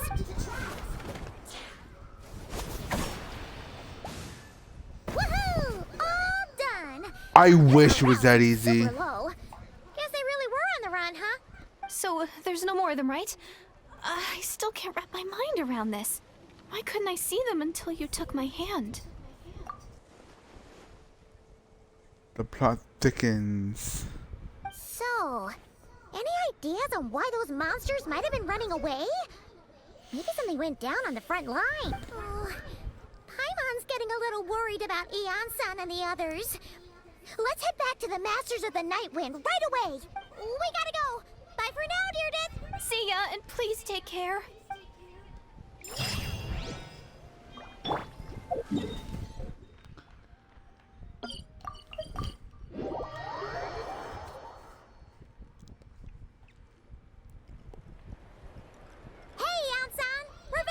We ran into quite a big group from the Abyss Order just now. Has something happened at the front? The front line has collapsed. Huh? But how? No, relax. Their front line has collapsed, not ours. Lead with that, you dick. Feels like you could have phrased that more clearly at the start. But this is good news, right? Why'd you still look so serious? Did we unleash the pyro icon's might on them? We're still mustering troops. Nowhere near ready to go on the offensive. So at first, I was also confused about what exactly happened out there. But just now, I got the full story from a guard who was on the scene. He watched the enemy lines crumble in real time. What did he see? One person. Just a single individual. They stormed the enemy lines and attacked with a vengeance, cutting them down like paper dolls. Sounds like dangerous. He wielded an unknown power and fought with a sword style that no one recognized. The guard who relayed this to me said that before he even had time to react, the enemy was decimated. I know what happened. I'm only recounting what I heard, and I'm sure the guard in question must be exaggerating to some extent. But still, we have to identify this person, and assuming they're a neutral party, we'll need to figure out how to engage with them. Clearly they're a force to be reckoned with, so we don't want to come across as too weak or too hostile. It's quite a diplomatic conundrum. You don't need to sweat it, Eon-san. From your description, we're already pretty confident that we know this person. Honestly, with the Abyss Order acting out so publicly, it's about time he showed up. He never missed occasions like this. Dainsliff. Wait, what? Wonder if we're I keep- allowed in here. Oh, the door opened all by itself. Taking that as a yes. I keep forgetting he's not a silent protagonist. The Tommy store from earlier. It's really here. Wait, why am I seeing this? Then let's go introduce ourselves.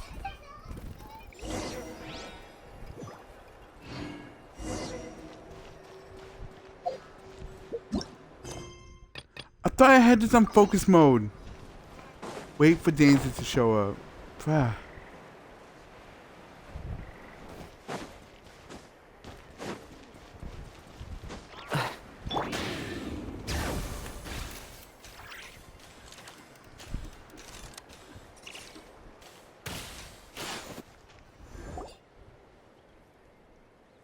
Oh, hey. Were you waiting It's for been a me? while, Dane. And yeah, after we heard what went down, we figured you'd shown up. Paimon, it's been over a year since we saw You them. caused quite a stir, you know. Oh, this is a friend of ours from Natlan. Her name's Eon-san. She insisted on coming here to thank you in person. Paimon, I think. Wait. Does Dainsliff know the names of each nation? Or does he at least know where he's at?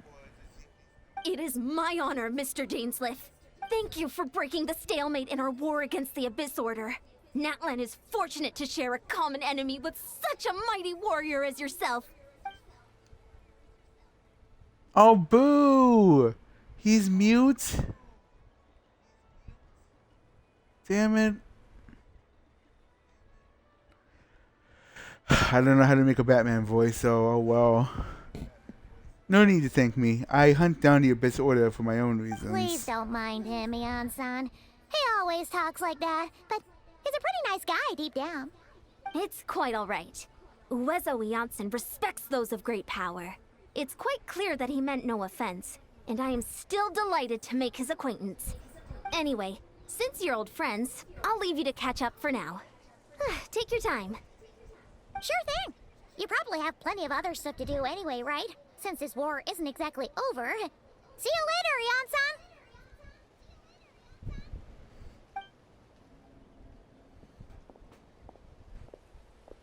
Hey, Dane. Would it have killed you to be a little more polite? She's our friend. Eon-san? Yes, I will remember the name. But I will not invest more emotion than is necessary when dealing with citizens of the Seven.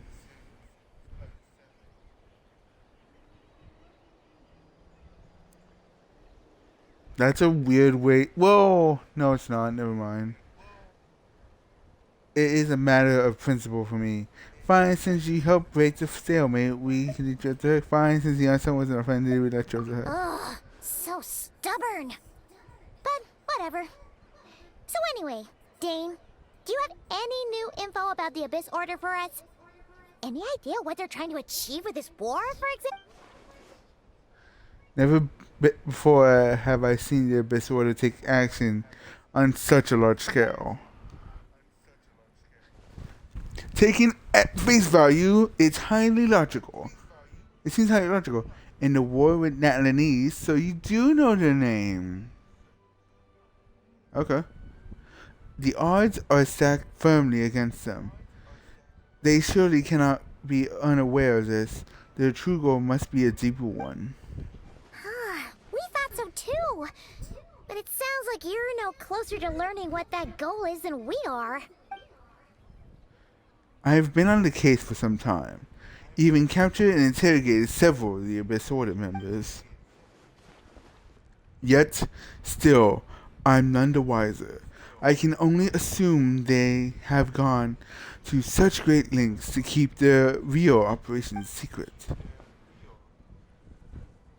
I have a bad feeling about this. The Abyss Order is wasting a lot of its forces attacking Natlan, so whatever they stand to gain must hold enormous value to them. What do you think we should do? Leave for 1 year, then come back. Since we lack the actual actionable intelligence, for now, we might as well continue on to focus on the fighting. Leave them to the secret plots. If they are willing to sacrifice manpower for it, I intend to make that sacrifice greater and more painful than they could ever have anticipated. If we use this opportunity correctly, I believe we can eliminate the vast majority of the Abyss Order forces. They'll never be able to mount a large campaign ever again. That outcome will be well worth our time. That's right. An ideal scenario would be to destroy them before they can reach their goal. Paimon gets it. Nothing in the world can satisfy you like making mincemeat out of the Abyss Order, right? Right. Wow. Okay. A rare, candid response from Dane. Sounds like Dane's one-man army attack on the enemy front has put him into a good mood. What about you? Any news to share on your end? Well, actually, we found his sister's hibernation chamber key near the Collective of Plenty. She must have... So she's here in person. Unsurprising given the scale of this operation. Oh, and there's more!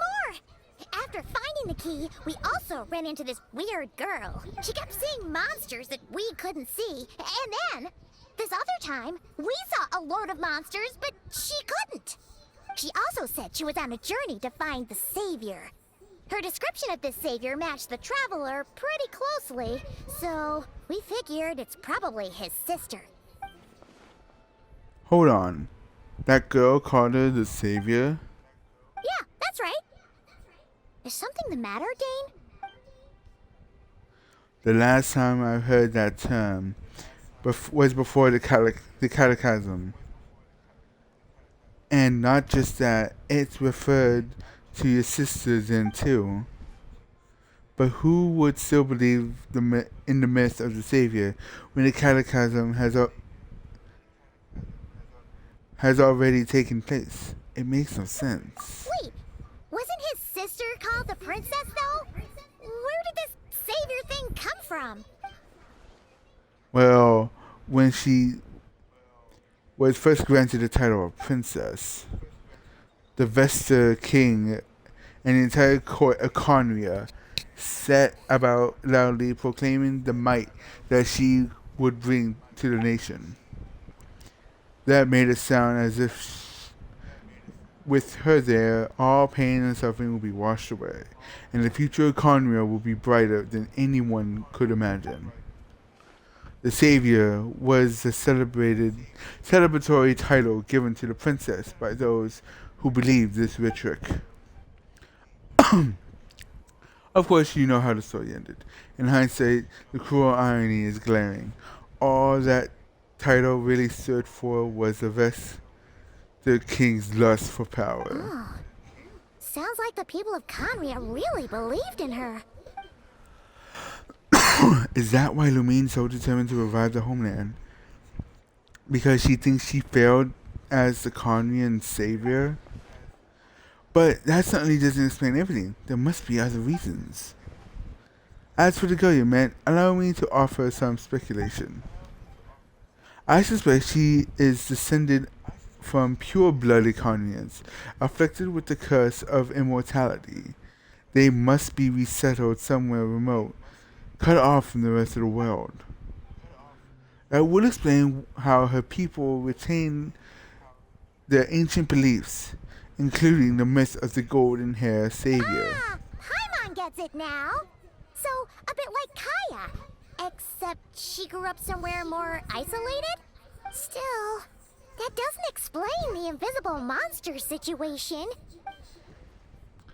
If she can't provide us with any more valuable intelligence, I suggest we shift our attentions back to the Abyss Order.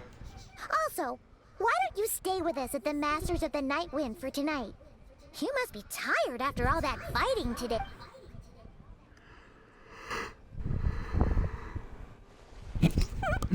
I will consider it, but we must be discreet.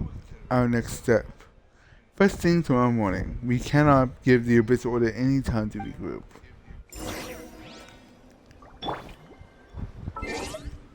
Small restroom break, guys. I'll be right back.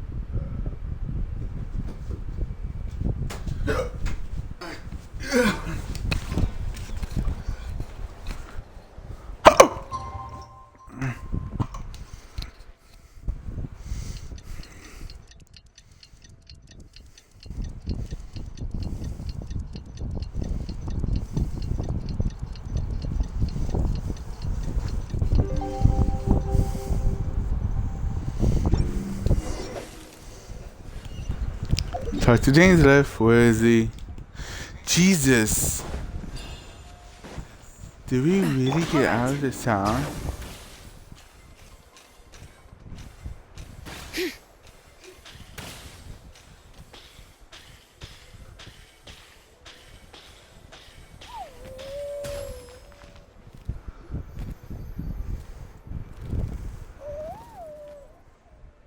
No, we can't give them that much time. Dane and Neon-san discussing strategy together? Huh. Looks like they're getting along just fine.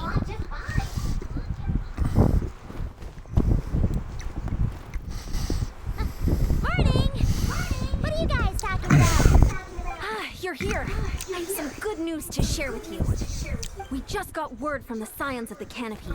Their intelligence has reported that they've discovered the Abyss Order's headquarters in Natlan. After their front lines dissolved, the bulk of their forces fell back to that area. It's also where their central command is located. The location? The Cinder City. Cinder City, huh? That tracks. Seems like their kind of place. Hey, this is great! This could be our chance to crush the Abyss Order once and for all! And with any luck, maybe we'll find your sister there too. Yep, our army is almost ready. And we've sent a message to Malika to let her know the plan. We can't really launch an operation this big without the okay from the Archon. Why not?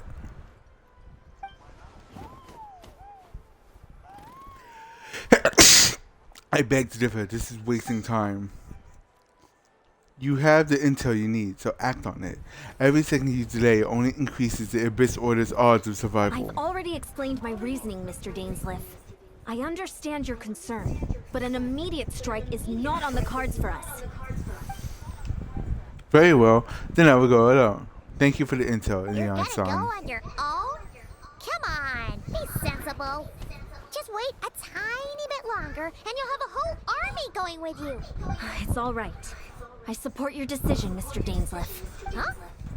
Shouldn't you be talking sense into him? I admire his courage, and I believe he is strong enough to take on the Abyss Order on his own.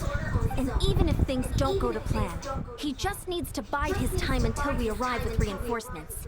Mr. Dainsliff, I wish you the very best of luck. Looks like he's waiting for you to say something, Traveler. Why? For a second there, Paimon actually thought he was gonna brave it alone. And then he called his own bluff. Cinder City. Cinder City. Oh. Oh, the one where we had to damn the guy those gray spots. I really did neglect this place.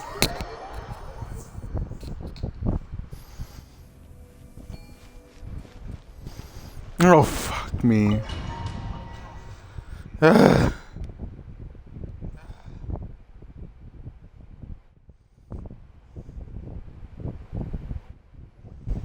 Is this the place?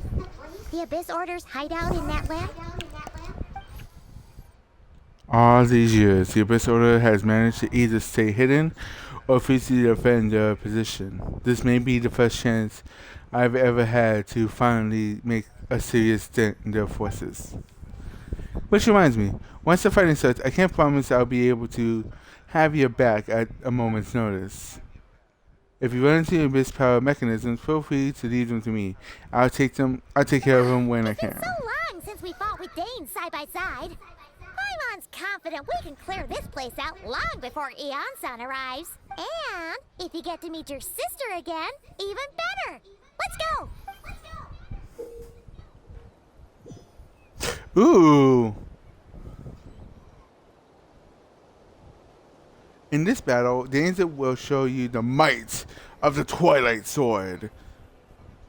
Summon him to clear out an obstacle that bars your path. Wow, he can use fire.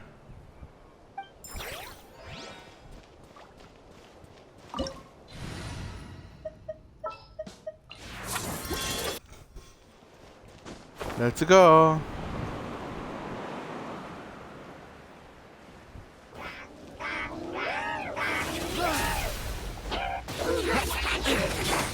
You asked for it! Drop your weapon!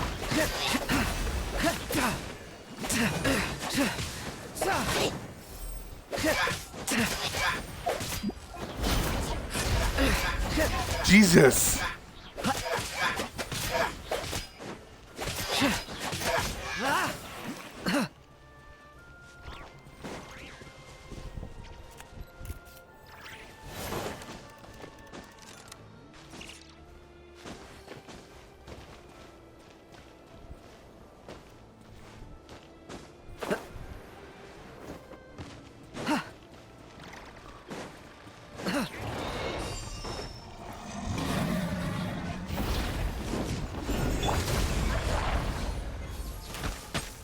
Whoa!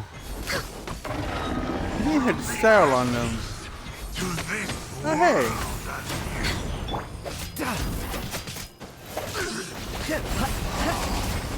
How brightly burned the truth!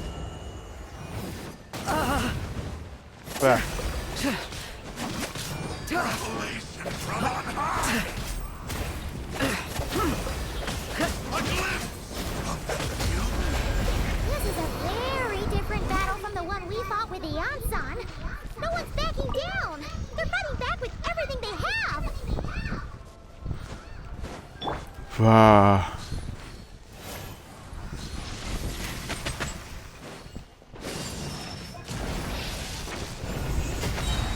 The gifts of Born of ice and frost.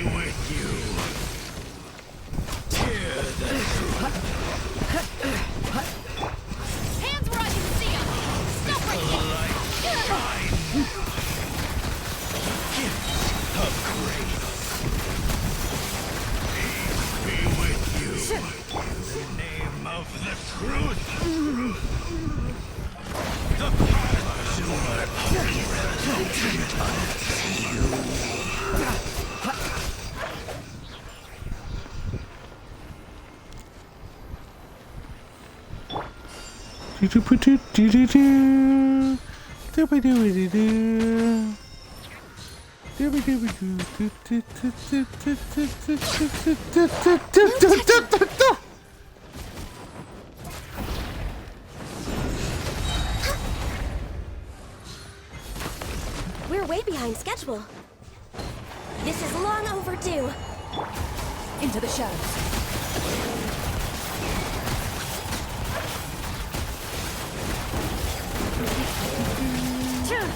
Hunt them down.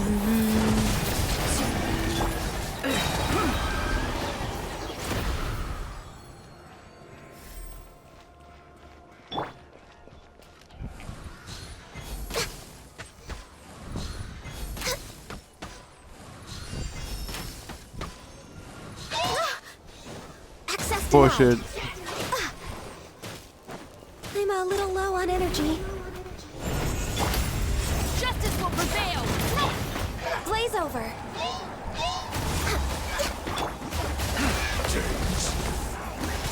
Relentless specter that haunts us. The abyss is all present. To flee is futile. To resist is vain.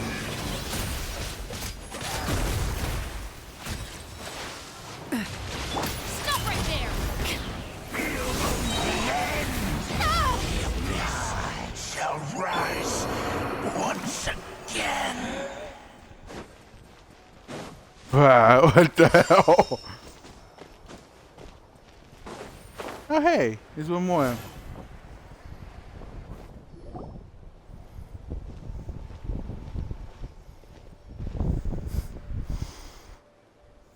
Twilight Sword Dainsleif. Is this really what you want? So, where's the Traveler's sister then? Or is this guy supposed to be in charge here? So, this is a hunt to you. I must say I pity you, Dainsleif. The death you dole out so readily to others is a luxury you yourself cannot enjoy. But today, that is the least of your worries. Do you realize that all your years of pursuing us are being rendered utterly meaningless, even as we speak?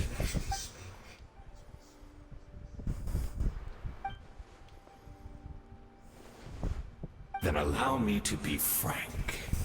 As far as we are concerned, our princess has already won by other means. And I do not merely mean this battle. No. Her Highness has achieved something far greater. For today, the Abyss Order's greatest wish has finally been fulfilled. And their wishes. Our Highness quietly infiltrated the Night Kingdom to exploit that realm's past experience with ley line reconstruction, and then used the Loom of Fate to reweave the ley lines of Conria. What? She used the Loom of Fate? Wait, does this mean the attack on the Masters of the Night Wind was all a smokescreen to give her some cover? Damn. Oh no! This makes too much sense.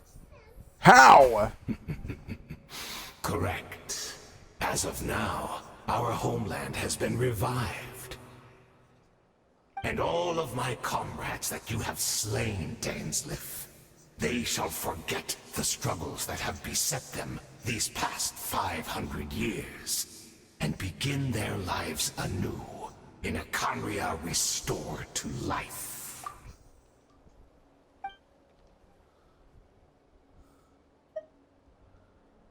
Right. You still need a few steps after that, such as finding a place to host the ley lines you just re-wove. Plus, if it was really so easy, Moika and the captain would have had a way easier time during the war. Oh, you poor fools. Clinging to delusions, even after the truth has been plainly revealed to you. Think back on the past few days. Have you truly not noticed anything amiss since the start of the war? Wait a minute.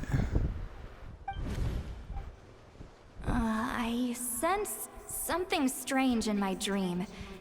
It was vague, but it seemed as if some noise had found its way into Natlan's ley lines. Oh, what does that mean? Hard to say. I don't think it had any tangible effect on the Night Kingdom or on our ley lines, but still, it's like a signal that exists on a different dimension of reality. It might not interfere with ours or pose any detectable risk, but I just get the sense that something strange is going on.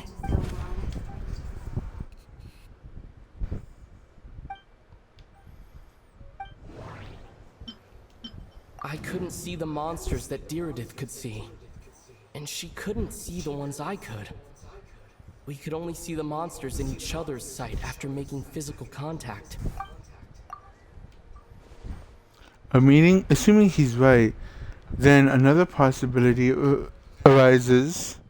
Maybe in a different time and space from Dareth, if she's Conrian, like Dane suspected, then that means this revived Conria that he speaks of might actually exist. And despite hailing from that separate time and space, Darian found a way to communicate with us. Whatever is going through your mind right now, don't trust it. I urge you not to believe his lies. The notion that Conria has been revived is preposterous. Until I see it with my own eyes, I refuse to entertain it. There is only one thing that should demand our attention in this instant, and that is silencing this man for good.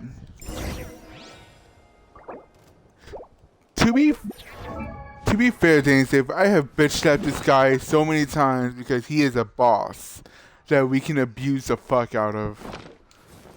Give in to the embrace of the abyss. Be baptized. Yeah.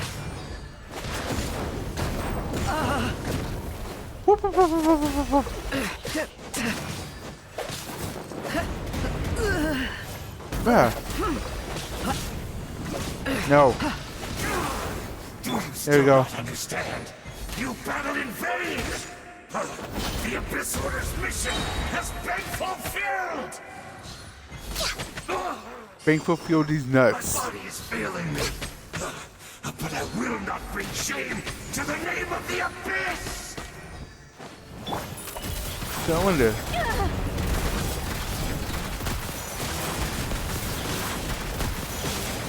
Time to testify.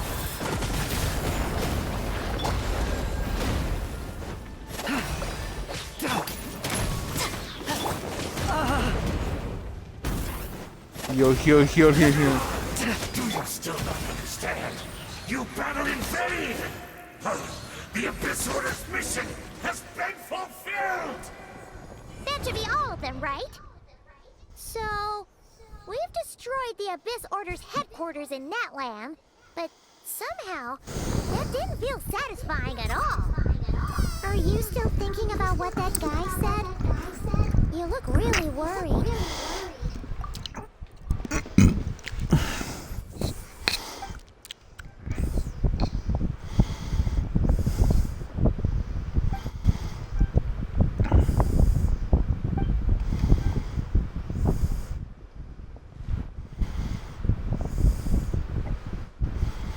He's still alive though.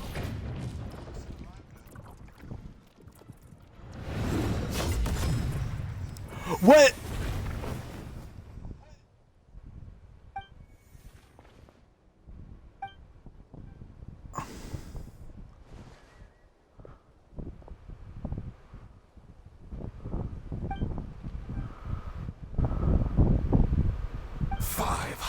Years on, and you still refuse to address me as master.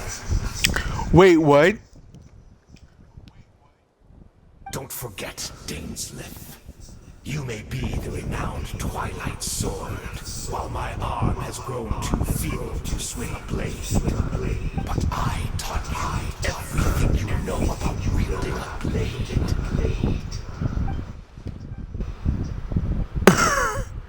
Be that as it may, as I see no further reason for us to fight. The curse of immortality means neither of us has a way to completely destroy the other.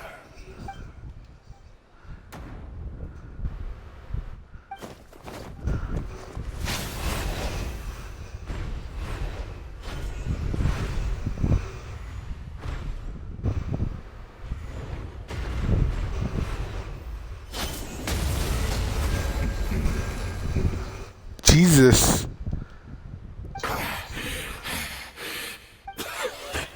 Have you finally had enough? You were joking then, huh? Never in all my worst nightmares have I experienced anything close to the pain of 100 deaths. Surely, there's no point taking out all your hatred on me alone.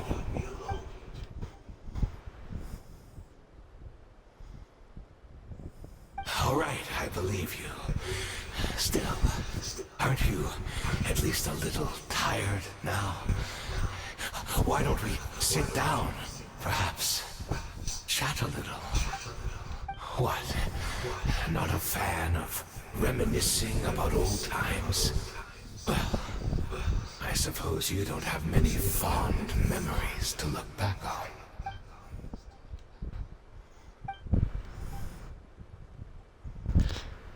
Indeed. When the cataclysm first struck, everyone prayed for the Savior to deliver them.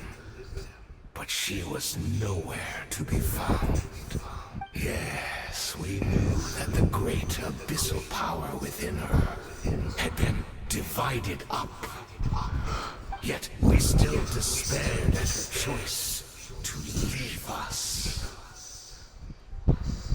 Divided? Still, I believe that everything she's doing now, including her regret over what happened, comes from a genuine place in her heart. And besides, who else can we place our faith in? We are proud Conrians, are we not? I mean, we can hardly turn to the gods.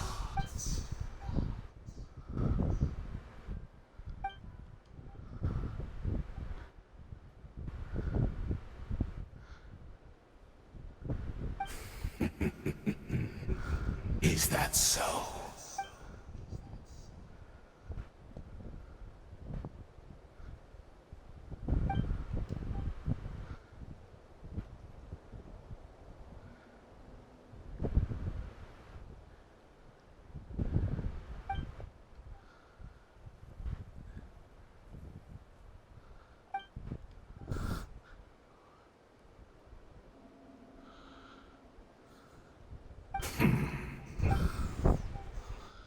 I'm sorry, Dainsleif. I would apologize to you for those actions, truly.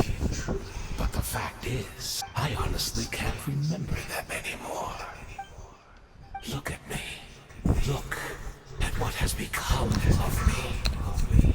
Only by the Abyss's grace have I managed to maintain this physical form. But as for the rest, memories, spirit, emotions, personality, they have long become eroded, fragmented beyond recognition. Even if mine was a past steeped in sin or in shame I once longed to hide, I would wish to remember it. Without my history, I fear I will become another person entirely. I would like to apologize for any misdeeds that are mine. So please, tell me everything. Tell me about the Conria we once called home.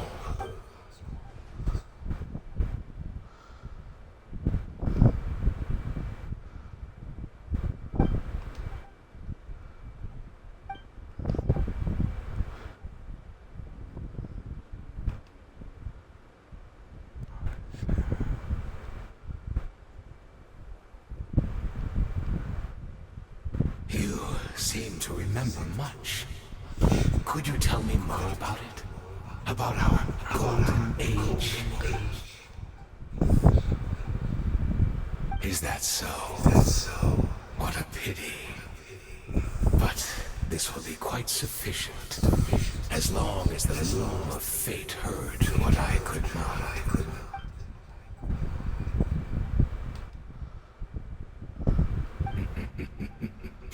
I'm afraid I owe you yet another apology, Dainsleif. You were right.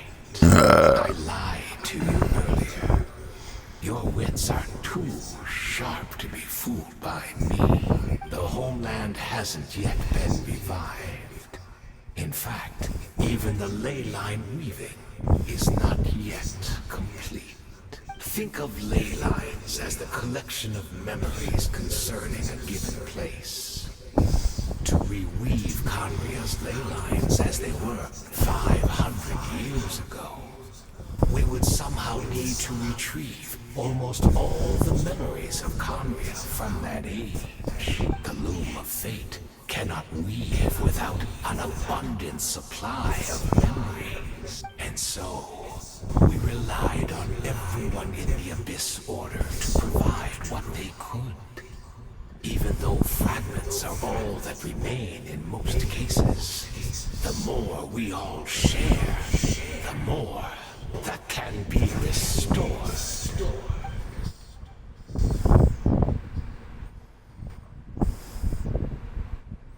Indeed, we are people in exile, stranded 500 years in the future.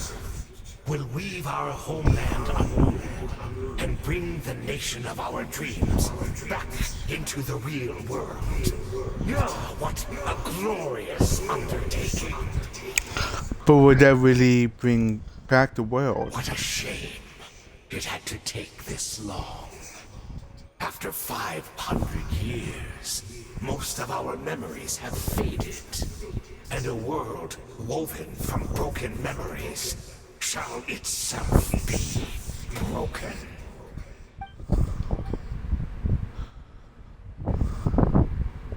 Precisely, for you possess a ring left to you by your elder brother, which continuously resets your body's condition. What? Of course, your memories are susceptible to erosion just like ours. But of all Conrians who remain, you are sure to remember the most. We had to obtain the memories in your mind, whatever the price. Even if it meant sacrificing our entire army as bait.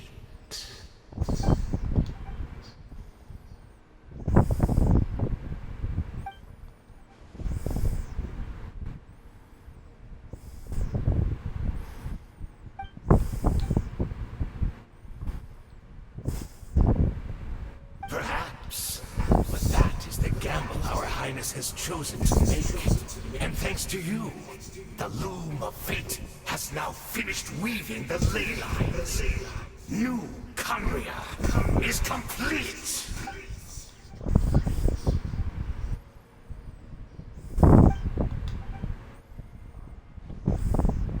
Damn.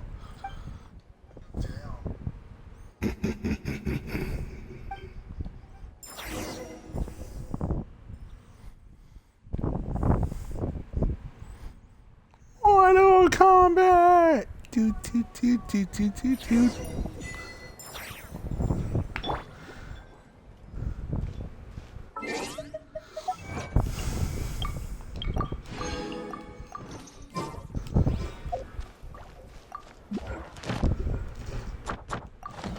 Still not done, Jesus. All right.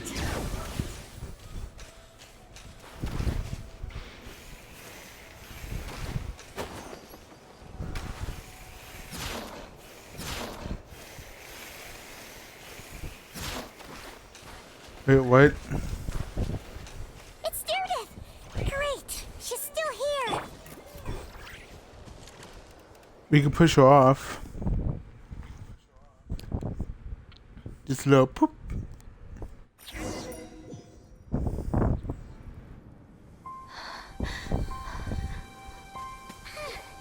What is going on with it?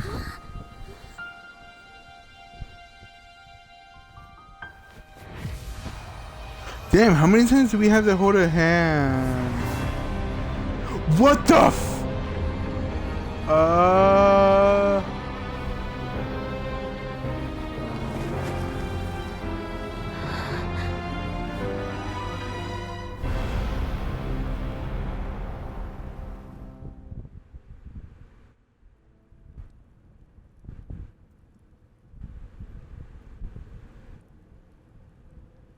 Whoa.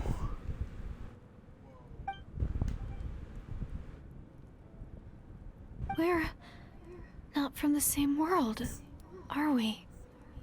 Nope. No. I come from your future. Wait, but that's great! That means the world isn't going to end. In that case, tell me, what happens to Conria? What happens to my homeland? It blew up. No, wait. Don't answer that. We can only fight for our future. If the future is unknown, I still believe the Savior can turn things around. I'll carry on looking for her, even if you're not there to protect me. Although, in a way, I've already found my Savior. It's you. You protected me, and I believe you can protect us all.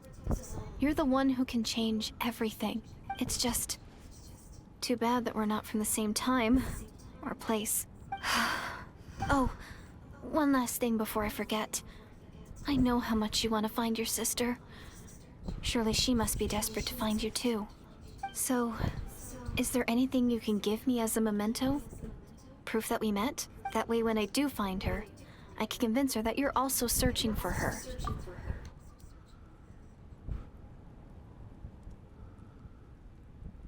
Huh? What is it?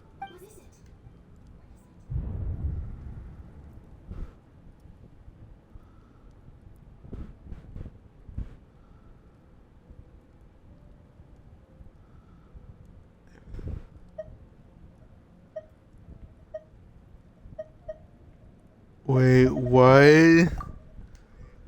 Keep the key.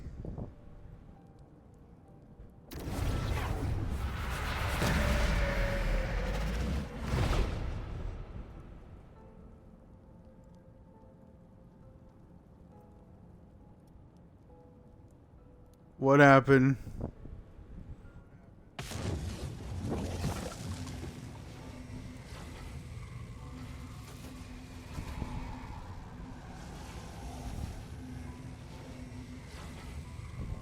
So that's what happened. Istaroth, the ruler of time, must have had a hand in this. There's no other way that this meeting could have taken place. I knew only the ending. I've always been curious about the events that led to it. When the cataclysm first began 500 years ago, I, as the Princess of Conria, was preparing to do my part, to fight back with all my might. So wait, if we're supposed to be twins, wouldn't that make me the Prince of Conria? But then, this girl, Deirdith, she found me. The irony was that even as she desperately begged me to save the world, she brought me news of you. I was stunned. And I was suspicious of her claim that you were searching for me. But then, she showed me the key to your hibernation chamber. Wait. We'd been separated ever since I awakened in Tevat. I searched the whole planet and found no trace of you anywhere. And then, she brought me that news at the worst possible moment. I was faced with an extremely difficult decision. I desperately wanted to see you again. But Conria was in equally desperate need of my help. I knew that no matter what I chose, I'd regret my decision for the rest of my days. So I steeled myself against the guilt and made my decision. I went to see you. But when I found you, you were still in hibernation. Even the key to the chamber was still secure on your person. I couldn't make sense of what I was seeing, but there was no time to think. I just grabbed you and ran. That's where we are right now. an intersection in our memories? This question has haunted me for the past 500 years. I never imagined the answer would come to me like this. So my actions 500 years in the future set everything in motion. Are you mocking me, Istaroth?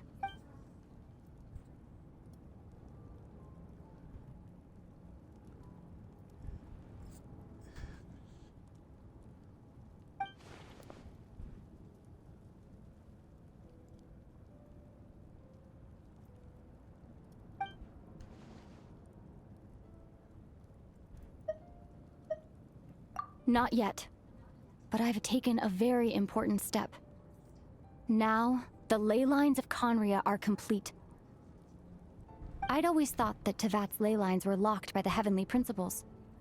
No more can be added, and existing ones cannot be replaced. But then, I learned that Natlan's Night Kingdom appeared to be an exception to the rule. It has intrigued me ever since. So I directed the Abyss Order to feign an attack on Natlan, buying me some time to enter the Night Kingdom and negotiate with the Lord of the Night. Unfortunately, for other reasons, even the Night Kingdom cannot host any new ley lines. The most I could get was some room to carry out the weaving process.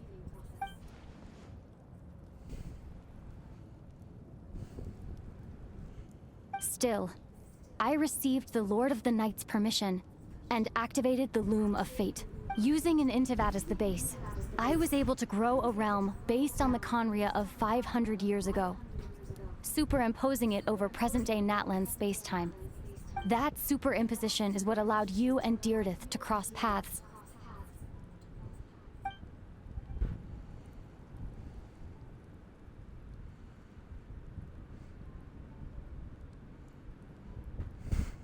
After that, the new Conria was enriched with memories of the old, drawn from the Abyss Order's members in their meditation sessions. With those memories as raw materials, and the superimposed realm as a template, the Loom of Fate finally finished its work.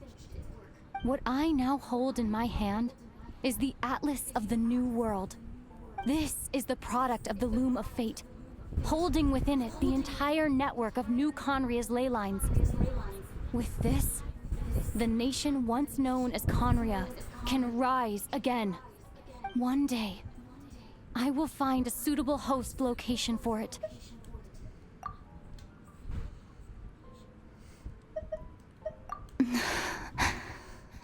When I first arrived in Conria 500 years ago, my memory was completely blank.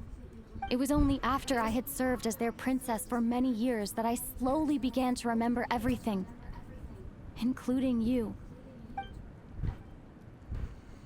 Your memories were But erased? recovering old memories didn't simply erase the part of my life I spent in Conria. I still see it as my second home. That is why my guilt weighs so heavily on me. But even so, that only constitutes part of my motive. More importantly,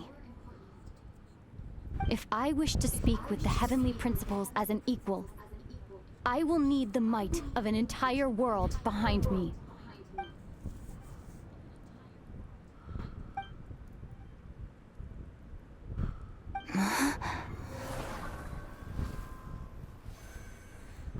I know you always want to change fate.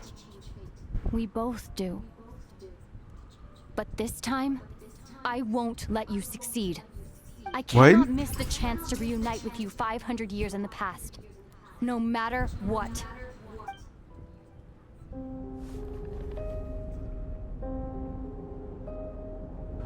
I don't know why, but the way you're looking at me, it doesn't sound like you at all.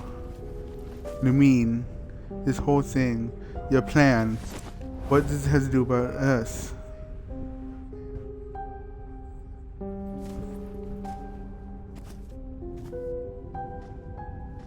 All along, it's only ever been about us.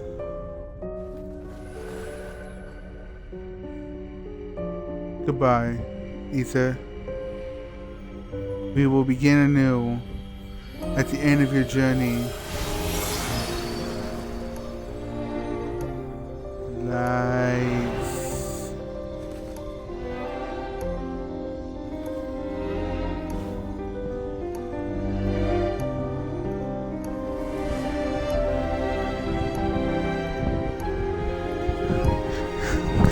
This still makes no sense, but okay.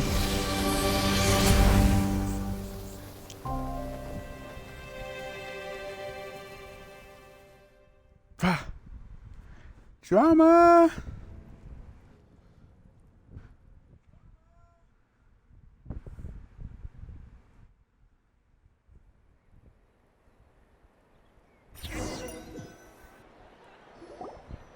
Our hero is back! Everyone's been waiting for you! The Abyss Order made a full retreat before our forces even arrived on the scene. All thanks to your efforts, no doubt. Oh, and Mr. Dainsliff's, of course. What's wrong? You look upset. Paimon doesn't know the details either. The Traveler just disappeared after taking Deirdre's hand. It was like they got sucked into another world. Paimon was looking all over for him, and then he suddenly reappeared, right back in the same spot, but looking a lot more glum.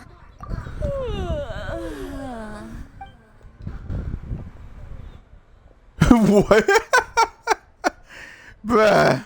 I think I got the gist of what happened. Something to do with your sister? I spoke with the Lord of the Night in a dream just now, and learned quite a lot. Huh? You met your sister? We had a long talk. And you didn't think to tell Paimon right away? Well, never mind. Paimon can see that you're pretty down right now. But let's go over everything later, alright? What your sister accomplished? It all but defies comprehension. I was stunned when I heard about it too. But what surprised me the most was that the Lord of the Night actually chose to allow it. That caught me off guard too. The Lord of the Night did try to explain it to me, but in a word, it's complicated. You're complicated. During the war with the Abyss, Malwika had an argument with the captain. Malwika believed that we should fight to protect our culture and memories, while the captain believed the preservation of the ley lines should come before all else. So, the Lord of the Night was very intrigued when presented with the Loom of Fate, and informed of its ability to weave ley lines. She saw your sister's actions as a potential third option, namely to preserve an entire nation in the form of an atlas. Preserve a nation? You've definitely lost me now. Don't worry about it. You're not the only one.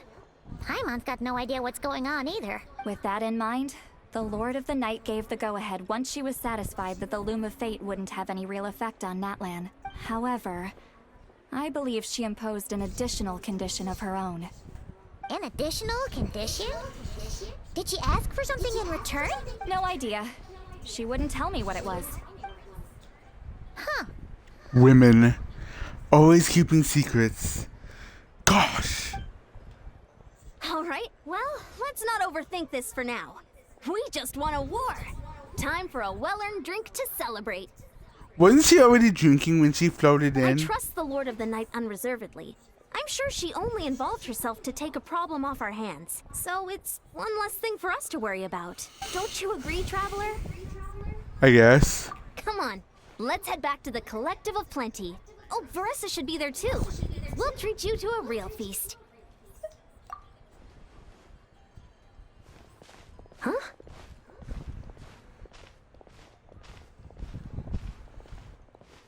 Eon-san, leave him be. This might be hard to understand for an extrovert like you, but some people need alone time to recharge every once in a while. Bruh. Traveler?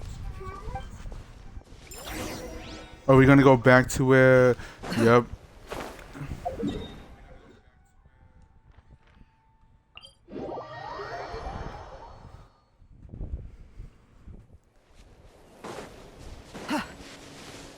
All right.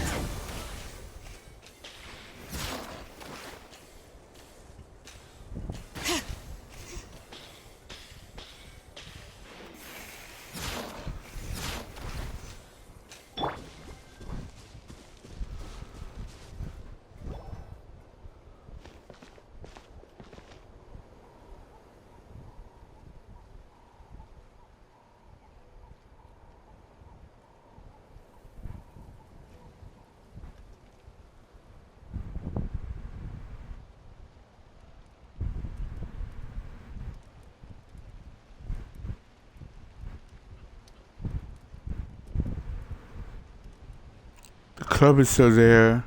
Before you know it, you fell asleep, drowning in a myriad of thoughts. You faintly sense what felt like someone clasping your hand. But this time, it sent you to a deep sleep, where sweet dreams await.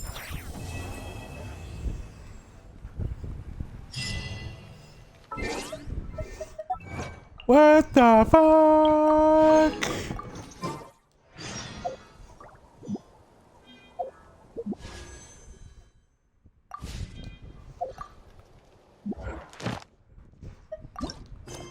No.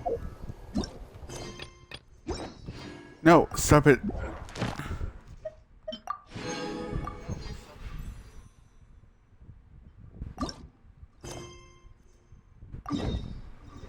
Why do I have to go here?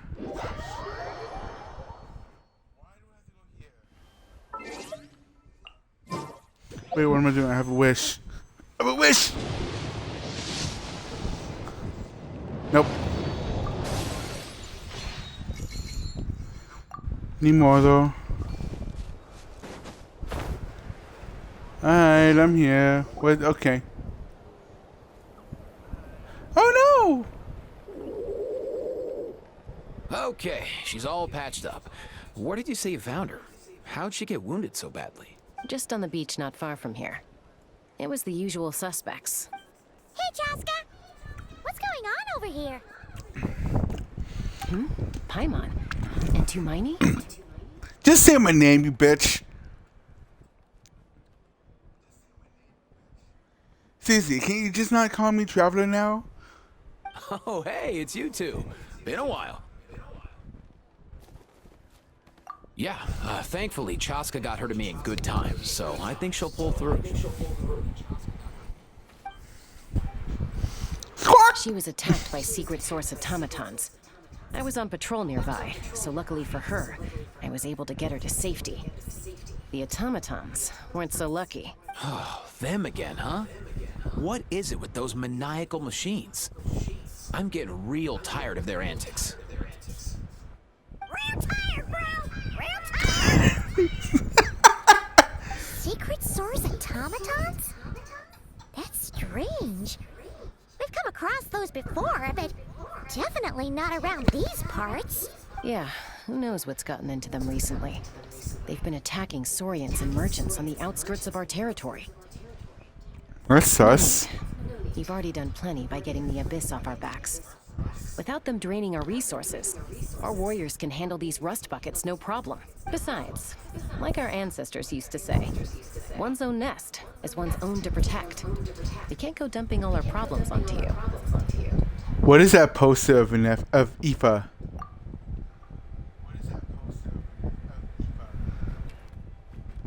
That looks so adorable.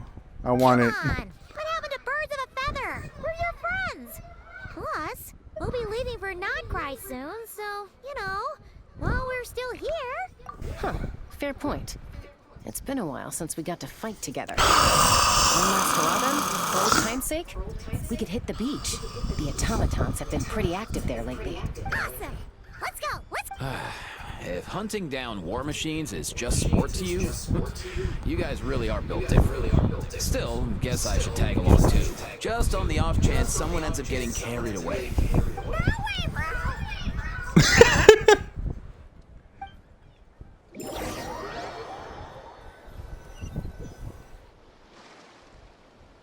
Damn it, cuckoo. And your sass.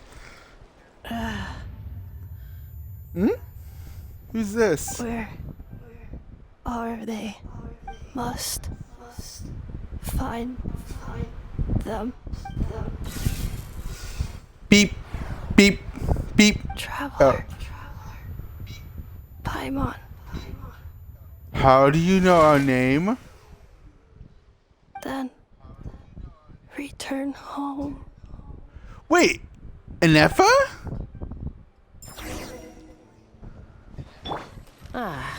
Takes me right back to the night one. Hi! What's going on over there? Oh no!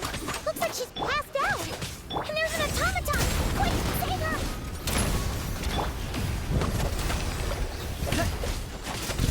Born of ice and frost.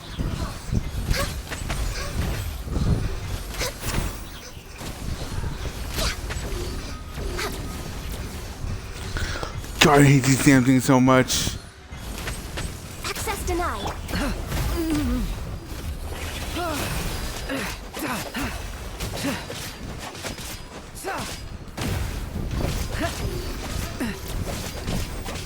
No touching.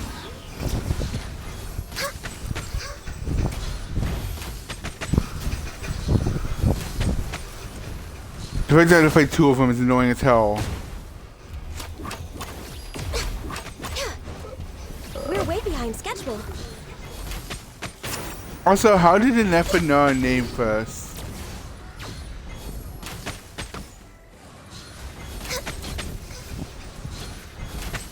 Was this before or after she popped up? Like the first time she had a banner up. Aoife, how's it looking? Is she badly hurt? Let's get a stick. We can poke her to see if she wakes up. Hard to say. You might want to see this for yourselves. A vet treating a human is one thing, but I'm not sure I'm qualified for this. You call that a human? Bro! Damn it, cuckoo! Whoa. Okay. She's a machine? A robot, I think. Again, we can poke her with a stick to see if she wakes up. A machine built to look like a human, I guess. Is this a new model of automaton? Return home. She spoke! Paimon. Traveler. How do you know our names? What? You heard that too, right? She said our names. Oh, take a look at this. I found it on the ground next to her. See the picture on top? That's you guys, right? I don't know. Can we see it up close, please? Wait. A black person with a white balloon? That can't be right. Why? You bet, bro! Thank you, Cuckoo. There's also a cipher disk on it. I guess it needs a code to unlock it. We have two gunslingers here. Can't we just blast it open? I like how she thinks. Yeah, I wouldn't risk it. I've seen the Scions of the Canopy use similar devices when they're sending confidential messages. If you put in the wrong code or try to open it by force, it triggers a self-destruct mechanism inside. I'm sorry, what?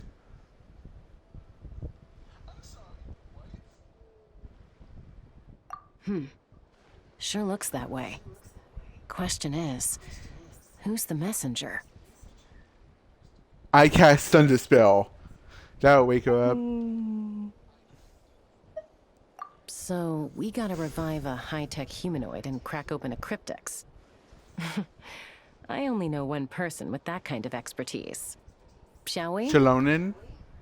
Is it Shalonin? Sounds like a plan! Time to head to the Children of Echoes and Yep. find Shilonin! You bet, bro! The Fatui member. Song of the Welkin Moon Prelude. The Journey Home. Oh shit! Am I finally gonna be what is it? Seriously?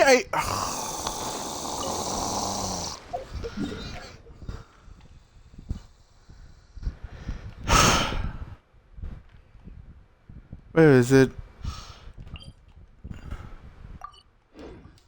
No, seriously, where is it? Why can't I do this?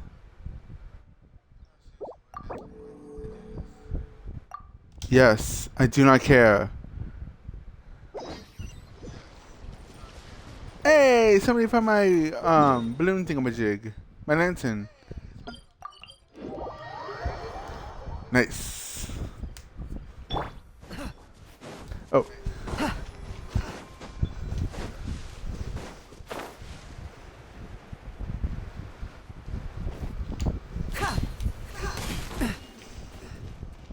Whoa. Is this normal? Do you know if Shilonen is... Oh, you're up. I figured you'd be taking a nap at this hour. Okay, rude. Oh, yeah, perfect. First Mawika, now Chaska. Did you come all this way just to make fun of me? The sass. Whoa, what a mess! You, looking for something? Well, I have those secret source automatons to thank for all this. Mawika wants me to come up with a solution. It's like she thinks I'm a miracle worker or something. I mean, you gave us an ancient name. Apparently, you made Muvika's motorcycle. So, I mean... But I'm not. So, to make up for the difference, I've been spending all day sifting through documentation. Anyway, what about you guys, huh? What curveball have you come to throw at me today? Jeez! Rude? This is why I'm a dog person, you fucking cat.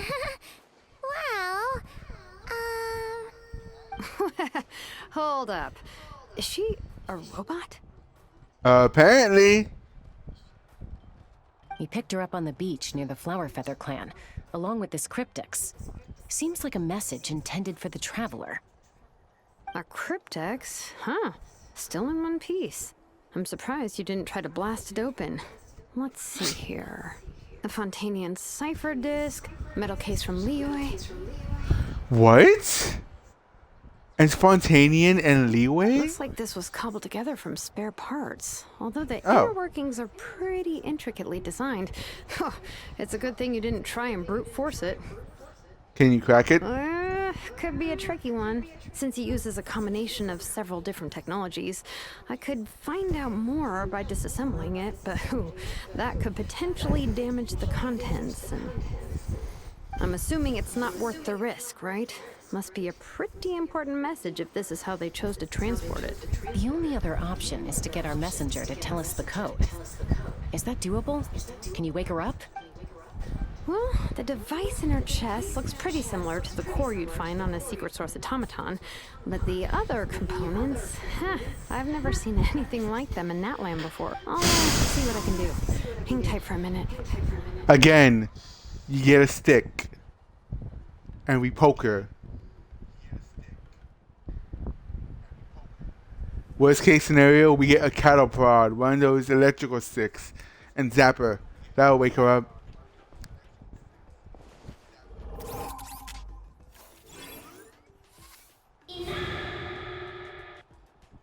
What? What? Hey, she woke up. Hi. All I did was stimulate the core. I did not expect that to work. White. Flying object. Blonde. Traveler. Traveler. Paimon? Again, how do you know our names? Wow. You recognize us? But how? Task in progress. Deliver message to Traveler and White Flying Companion. Message location confirmed. Status delivered. But can you open You're it? pretty smart for a robot. Can you tell us the code for the message? Code? What are you talking about, you idiot? Maybe not so smart after all.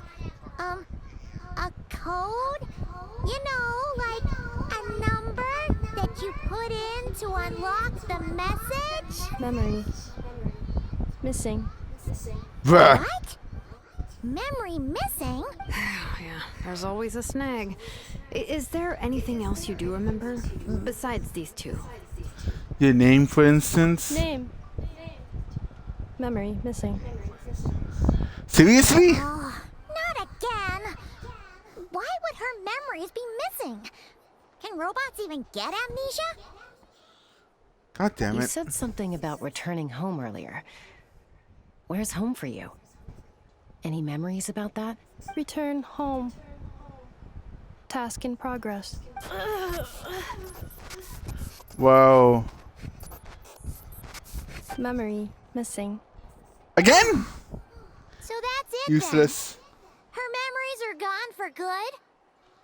Yay! Not necessarily. Judging by her reaction, it's possible that her memory integrity isn't compromised, just locked behind an isolation mechanism. Yeah, but what does that mean for us, though? In words we can understand. It means she hasn't lost her memories. They're in there somewhere, she just can't access them right now. Like, when you know something. The harder you try to remember it, the more it gives you a headache. Is that what's going on? Finding near synonyms for headache. Cognition module. Pain. Correct. Robots can feel pain too? I mean, if Shogun can show fatigue and Wanderer can show pain, it's no... For anyone says they're the puppets, still, they were puppets created by A. Which could still be robots, too. Well, pain can be a useful parameter. Experiencing pain is how baby humans and saurians learn what to do and what not to do. Tell that to me when I was a fucking child, bro. During my childhood, according to my mom, every time I get hurt, I laugh it off. Seriously, I could have like a cut on my hand, and I would laugh like a fucking psychopath. My mom on the other hand would be tripping balls, and I'm over here laughing like crazy. Like, oh yeah, there's blood. In a similar vein, I've heard that a lot of highly autonomous machines are designed with negative feedback mechanisms for behavioral regulation. So, do we beat her up? Can I still use my stick? Whoa, slow down. Could you simplify that for Paimon? Oh, okay, well, if I call it a curse, is that easier to understand? Imagine if you're a big shot shaman from the Masters of the Nightwind and you send your disciple on an errand to the Flower Feather clan. To stop him from treating it like a vacation, you might put a curse on him that causes a physical and mental breakdown if he strays from the right path. That way, you can be sure he'll stick to the straight and narrow and not go frolicking off. Jesus Christ! Jeez. Sounds like the horror story version of Granny Eatsley that parents tell their kids about. Technology never takes a discipline, though. The point is, manufacturers often hardwire restrictions like this into autonomous machines to make sure they operate as intended. Yeah, but why would you curse a machine to lose their memories? What purpose could that possibly serve? In her case, all it's done is make it harder for her to complete her tasks. Task. Failed. Sincere apologies. You suck as a robot. Without knowing the exact details of the curse, it's anyone's guess. It seems you responded to the phrase return home. How about we keep talking and see if any other keywords trigger something for you? Sure. Are you alright? You look like you were in pain before. I'm alright. I have assessed the pain level as tolerable. I must complete my task. Hey, Traveler, have you ever seen a humanoid machine like this? Anywhere else you've been? I mean, we've seen some in Fontaine. Ah, of course. Yeah, some of her joints and a few components look pretty Fontainian to me. Fontaine. They make good pastries there. Is that your home? Hey! That triggered something! Sounds more like a Paimon reaction than a robot reaction. Hey! Never mind that. So, is Fontaine your home? No. Oh, okay. Well, that's one promising lead nipped in the bud. The way you're dressed makes me think of Mondstadt. You mean her hairpiece? Oh yeah, I think I know what you mean. What do they call them in Mondstadt again? Mondstadt. The maids there are very hardworking. There's only one maid we saw there, and that was Noelle. That's it! A maid! Although, as far as Paimon's aware, the maids in Mondstadt are all fully human. A maid. Okay, that would explain a lot of the internal design choices. So, you're from Mondstadt then? No. How come she responds so much faster when the answer is no? Because... Natlanese core, Fontainian joints, Mondstadt hairpiece. Maybe no single nation is her home. She's just like the Cryptex in that sense. A mishmash of parts from all over the world. In that case, where exactly is home to you? Is it where you were built? Where you live most of the time? Or a place you can always come back to? Home is just home, isn't it? I mean, if you're lazy, yes, but... Okay. Feels like this is getting us nowhere. Any other ideas, Shilonen? If her cognition is impaired, maybe her body is the place to look. I found a lot of interesting things when I was examining her just now. Do you remember this little robot? Apparently, you were together when they found you on the beach.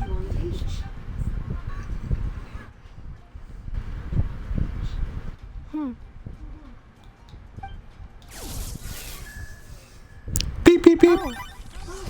Nice. So you remember how to switch it on.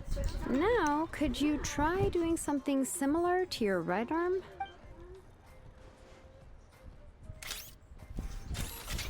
Is this What? a broom? That's a vacuum, dumbass. Wait! She really is a robo-maid?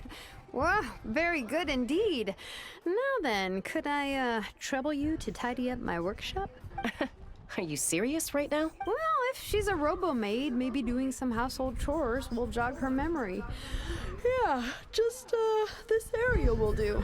Thanks. No need to tidy the whole workshop. Hey, come on! The poor thing's only just woken up. Don't you think this is a bit much? Understood. Commencing task. Sorting large objects. She's really doing it. Well, guess this counts as progress.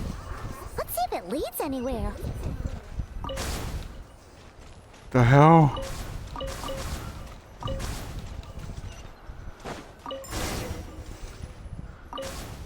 Cleaning floor.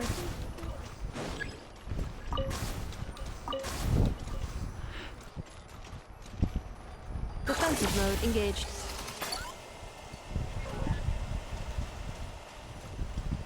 Installation chamber deployed.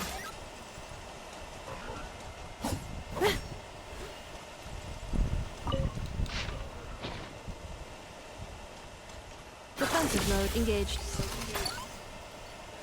Oh, look at her. Bro, I'm trying to get a look at your face. Stop looking away from the fucking camera, bro. You suck. Installation chamber deployed.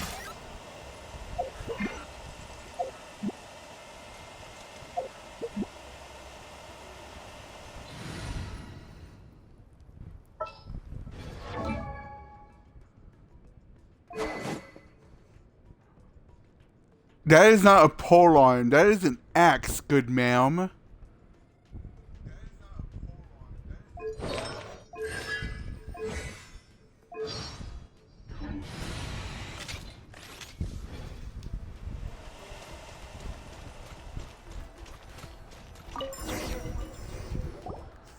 Sorting small objects.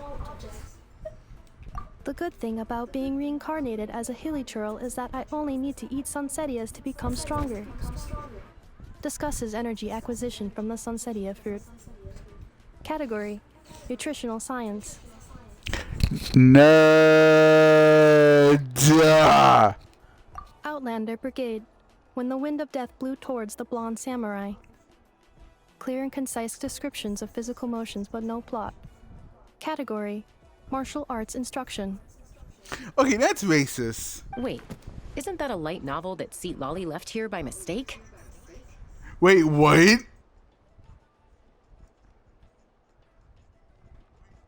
Introduction of ancient machines. Grammatically elegant and rhetorically sophisticated, author displays a high level of linguistic mastery. Category: Classical literature. What in the world?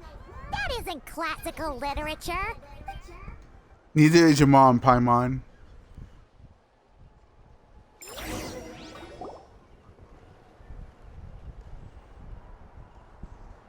She's finally done.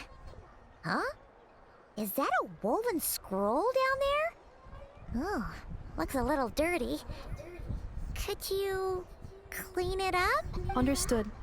Cleaning woven scroll. Wow. It's like it's brand new. Hey, this looks like someone from the Children of Echoes. Shilonen, is this a relative of yours? Oh, a relative? No. That's Ishkik, ancient name Baraka, founder of the Children of Echoes and one of the 6 heroes. Wait, Baraka? Isn't that your ancient name too? Seriously? Yep, she was the first recorded bearer of that name. She and her friends went on a mission to defeat the Pyro Dragon.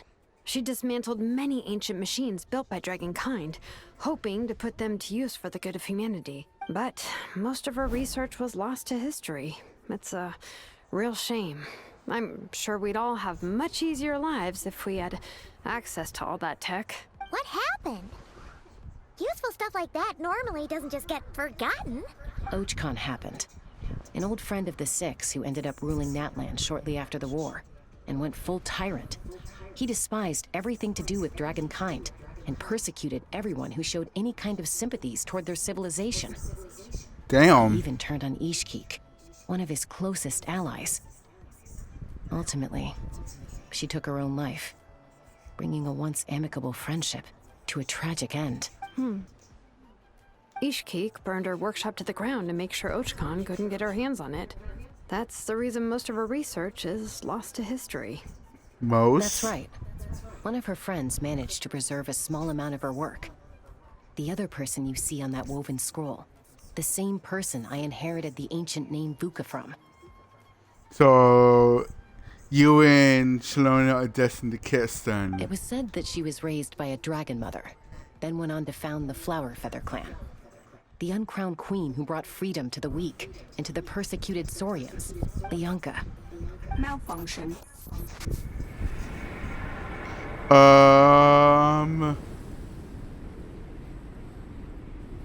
This is not the way. This is not where you belong. Malfunction who betrayed us all. You dare seek a place to belong?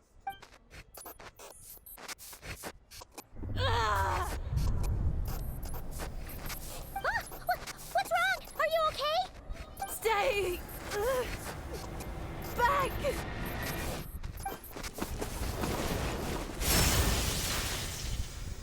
Jesus!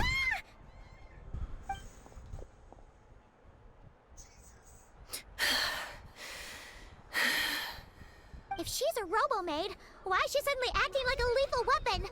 Ah! What's that sound? A lightning strike? It's gotta be a lightning strike. Why couldn't it hit Kniech on the head? Bruh. If there was a lightning storm, I'd have thrown you into the sky by now. Aoife mentioned that you'd brought a humanoid machine to the Children of Echoes. I'm working a job at the moment, and the description was a good match for my target. Humanoid machine. Looks like a maid. Highly destructive. Yeah, this is my target, all right. Wait! Kniech! Just hold on for a second! A group of merchants tasked me with locating their missing travel companion. They should be here soon. Want to come and meet them? Huh? Damn it, Paimon, you jumped to conclusions. What did you think I was about to do? Not every job I take on is a hunt, you know. All right. I'm sorry. I'm not. Let's go meet these merchants then.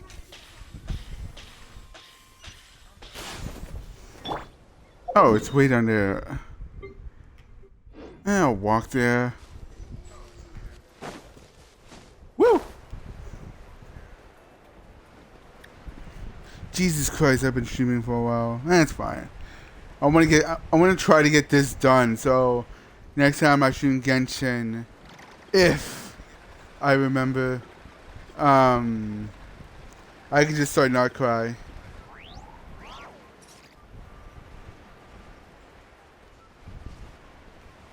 Wait, why didn't we just say not cry when we first met the stupid robot?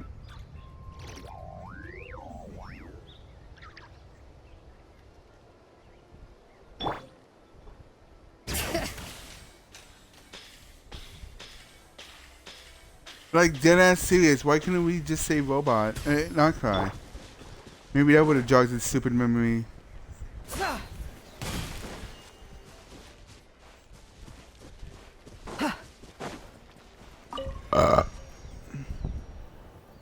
Also, how the hell? Well, never mind. Here we are. Yay, Nefa! Nefa? Inefa! They found you at last! Thank goodness you're okay. My apologies. Who are you? Oh no. Your memory's gone again? Even your name this time? Again? Again? Yeah, that's what I'm saying. Again? Liyue, Fontaine, Sumeru. This is quite a diverse crew. So, are you her manufacturers or family? No way. None of us have that kind of skill. She's Aino's handiwork. Who? Aino? From now on, your name's Inefa. Promise me. Remember, you have to come home. Malfunction.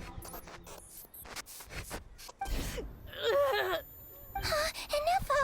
Are you okay? Looks like she's getting worse. Is this all our fault? Can you guys tell us what all this is about? Where are you from? And what's wrong with with Inefa? So sorry. I should have introduced myself. My name's Joachim, and I'm a merchant. This is my wife and daughter, and the rest are friends of the family. We're all from Nodcry. Nodcry? Wouldn't have been my first guess. How'd you all meet exactly? That's the thing about Nodcry. It kind of brings together the drifters from all over the world. Yeah, we're all merchants who ended up finding our feet in Nasha Town. Nodcry. It was going okay until all the trouble started. Trouble? The Fatui. They came down from the north. They made some big moves in Nodcry lately. It's caused quite a bit of friction with the local religious groups. That's one way to put it. You know what I heard? They pulled the whole moon down. That, plus the incident with the moon statues? Surely the Frost Moon Scions aren't going to take all this lying down. Anyway, there us regular folks were just trying to make a steady living while getting increasingly worried that it's gonna turn ugly. In the end, we figured heading back to our respective homes is probably the best thing for now. So we decided to make the journey together. And me? Your case is, a little different. But you did come here on the same boat as us. And it was smooth sailing. Until we got attacked by those weird machines as we were coming into shore. Weird machines? Secret source automatons by any chance? Inefa saved us all. She jumped off the ship and told us to leave without her. Really? I did that? As soon as we'd found another place to dock, we looked around for someone to help us. We'd have paid anything to get her back. Hence why our price negotiation went so smoothly. However, the Traveler and party were the ones who actually saved Inefa, and Shalonen is the one who woke her up. I'll have to include their costs in the final bill. God damn it, Kanish! Bro! Oh, please. I barely did anything. All credit to Inefa. She only woke up because of her build quality, so I guess I should say all credit to this Aino, then? Her core is remarkably resilient. It's a rare find, even among Nalan's source mechanisms. Was Aino the one who modified it? Oh! If so, then we just need to get Aino to come here and fix her! Then she'll get all her memories back! I'm afraid that's not gonna work. The core is most likely just something Aino picked up on one of her scavenger hunts. I doubt she did much beyond salvaging it, and as for the memory thing, Inefa's whole reason for joining us on our journey was to come to Natlan and look for her missing memories. Please, explain in more detail. Alright. Although I've lost count of how many times we've been through this, and I'm only telling you what you originally told me. Although Aino built you, she never could figure out where your core came from or how it works. The only thing she was fairly sure of was that it's not from Nodcry. Things were fine at the start. You'd occasionally forget to pay for your groceries or add salt to a dish you were cooking. But that was as bad as it got, until one day you were sweeping the floor and suddenly you forgot your own strength. Nearly took the entire wall down. Jesus! The worst part of that was, Inefa had completely forgotten that Aino was on the other side of that wall. Huh? Aino was fine, of course, didn't bat an eyelid. But since then, Inefa has been searching for a way to try and repair herself. Anyway, a bunch of mechanical parts from Natlan showed up in Nodcry recently, and you noticed they bore some similarities to your core. Then you learned that a group of us were planning to return home, stopping off in Natlan on the way, so you tracked us down and joined the crew. Well, does any of that jog your memory? No. Didn't think so. Has her memory loss always been this serious? No. When we first set off, she'd have the occasional memory lapse, but it only lasted a moment. Didn't really affect anything. I seriously doubt Aino would have let her come on this trip if it had been that bad. But then, the closer we got to Natlan, the worse her symptoms got. She was already in a pretty bad state by the time she went to fend off those machine things. And now? I wonder if that battle just made things worse. Poor Inefa. My friends, I know we've only just arrived in Natlan, but from what I've heard, you're some of this nation's top talents. Is there anything you can do to cure her? Anything at all? Perhaps coming to Natlan was a bad idea after... Well, it's too early to say. Don't forget that before I was interrupted by you guys, I'd just started my deep dive into researching the secret source automatons. My job isn't done yet either. You wanted your travel companion back, safe and sound. I still have work to do. So, why don't you all stick around here in Natlan a little longer? Your ship got attacked, and since then, you've been scrambling to try and find your missing crew member. Sounds like you need some time to catch your breath. Yeah, I was just thinking, we could do with a breather. But where would we stay? How about the Flower Feather Clan? In my tribe, weary travelers are always welcome. Flower Feather Clan. In the meantime, we'll try to find whatever information we can about Inefa. After all, she has a message for our Tumaini. So this is as much our business as it is yours. Oh yeah! Paimon had practically forgotten all about that. You guys don't happen to know the code, do you? Oh, the code for the cryptex. Sorry, Inefa wouldn't tell us anything about that. Damn it! I wonder what sort of a person sends a robot with amnesia to deliver their messages. To be fair, they couldn't have known things would get this bad. Also, Inefa told me she had a backup plan to make sure she wouldn't forget the code. A backup plan? Great! So what is it? Backup plan. Memory missing. Useless. Huh. Well, as long as we get her memories back, that'll solve everything, right? Oh, yeah, okay, because it's that simple. Wait, you do realize I can't promise anything, don't you? The sass! Oh my god! I do. I also know that every time you say that, you end up getting the job done. Bruh. I'm gonna get in touch with some other people who might be able to help us. Tumaini, Paimon. See you around. Bye, Kanich! Oh, and bye, Hal. Actually, that's weird. Why is a Hal so quiet today?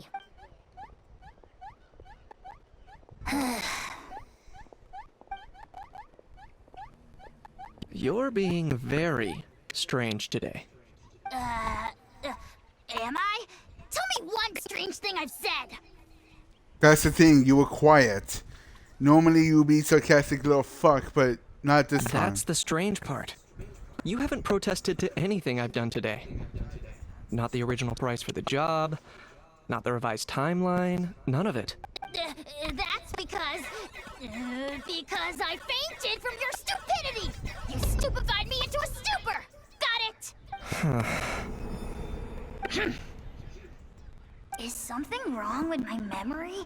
Or is that really who I think it is? Who cares? She isn't my problem. Does a how know? The last few days really flew by. Do you think Inefa and the merchants are enjoying their stay at the Flower Feather Clan? Let's go see how they're doing!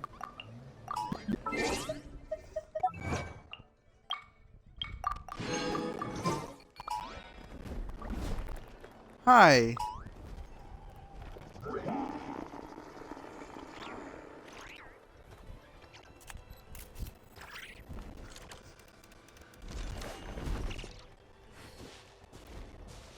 I'm gonna walk away from you.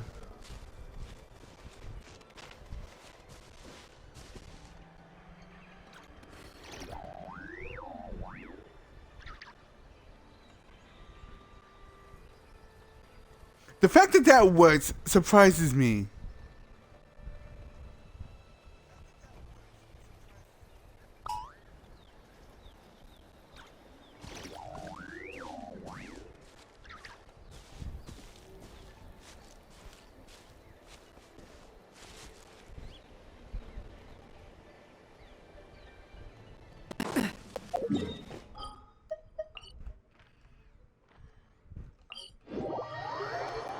Gotta get up.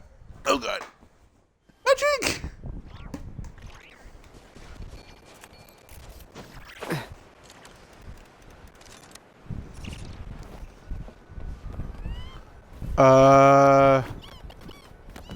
That robot is about to get jumped by kids.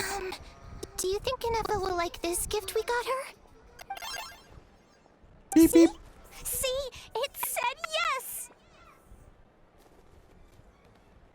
Are you sure? Because when I asked it who's the better hero, Ishkik or Leonka, it gave the exact same answer. Beep, beep, beep. You hear that? That's the answer it gave when I asked who'd win in a fight between Kukuku and a Hal. The answer is obvious. It's Kukuku. Have you seen that bird fight? You guys, it's just making random beeps. You're a random beep. Whoa! Is that Tumaini and the flying expert? Beep beep. Yes, it's us. Anyway, where's Ineffa? Probably out mopping up those mad machines as usual. There must be a lot of them, because she hardly ever comes back for a rest. Wait, all by herself? Are we sure that's a good idea after what happened last time? Ineffa said that since she lost her memories, her cognition module's been running more smoothly, and it's greatly boosted efficiency in cleaning and tidying tasks. I think that was it. Huh. So, losing her memories has somehow made her a better fighter? She's awesome! I saw her carrying a whole pile of beaten up machines in one hand! All the grown-ups say that they feel much safer leaving the house now, thanks to her. So, we thought it'd be nice to give her a little gift. We've tried giving her flowers and feathers, but it seemed like she didn't like them very much. That got us thinking. Maybe robot people don't like the same things as us. Aha! So that's why you made her this flower out of mechanical parts. Yeah, we still don't know if she'll like it, though. It's okay, Arieta. She'll love this one. I'm sure of it. But what if she doesn't? This might be my last chance. What do you mean by that, child? Well, now that all of my mom and dad's other friends from Nodcry have left to go home, it's just us left. And they said today, it's our turn to go home too. Already? Wasn't the plan to stick around until Ineffa gets better? Dad says everyone back home is expecting us, and he doesn't want us to overstay our welcome here. He thought we should at least make sure Ineffa wasn't getting any worse first, but now that it's been a few days, he says it's time we made a move. To be honest, I can kinda understand. He hasn't been home in so many years. Mom and I can tell that he misses Liyue a lot. Ah, no wonder. So, what about your mom then? Guessing she's not from Liyue. No, she's from Nodcry. She met my dad after he moved there. I was born there too. He's been there the whole time I was growing up, so he hasn't been home in at least 10 years. Jesus! Don't worry. We'll write you and let you know how Ineffa's doing. You bet. And when she's all better, we'll bring her to visit you in Liyue. Yeah, so don't worry too much about the flower. I'm sure she'll love it. But even if not, you'll have other chances in the future. Beep beep. Beep beep shape. Beep beep. Although, I guess we still need to wait till she gets back. I wonder how much longer she'll be. Who knows? Seems like she takes longer and longer every time she goes out. Can't we go take it to her? No, wait. The grown-ups would never let us do that. Way too many of those mad machines out there. What am I gonna do? If she doesn't get back soon, I might run out of time. Really? Thanks, Tumaini. It's Sora. Sora. Stupid. Jesus, he's way out there. Lyrics. Yeah, shut up. Okay.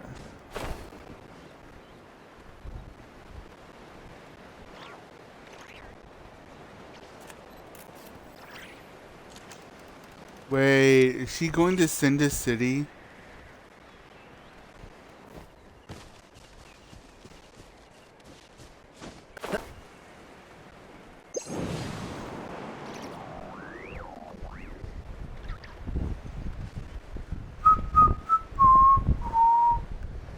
Doop boop boop da doop doop doop doop doo doo.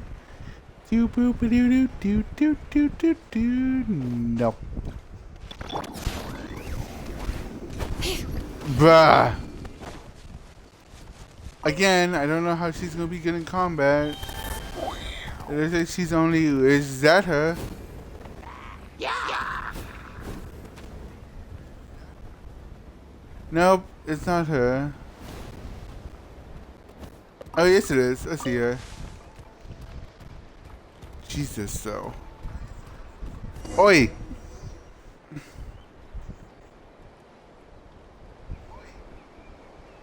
Threat eliminated. Scanning for next target. Traveler, Paimon. Annihilation mode disengaged. Chat mode activated. Chat mode, huh? Huh. You'd probably get along well with a Fontanian magician friend of ours. She does modes instead of moods, too. Are you talking about Lynette? Good morning. Nice to see you again. What lovely weather we're having. I guess. Hey! Don't you start too. One robot's enough. These are some standard greetings I learned recently. 3 greetings in a row equals thrice the greetment. Hypothetically speaking. I mean, she has a point. Where did you get greetment from? Never mind. You're doing a whole lot better than the last time we met. Yes. My cognition and language modules are recovering well. I can now sustain fluid conversation. But I have still been unable to retrieve the memory containing the code to the cryptex. I will keep trying. Sincere apologies. Yes, now that a convenient moment to change the topic has presented itself. What is that object in your hand? A new model of source mechanism? Flower. Flowers are plant reproductive organs. But I detect no signs of life. Plant flowers are what? Reproductive organs?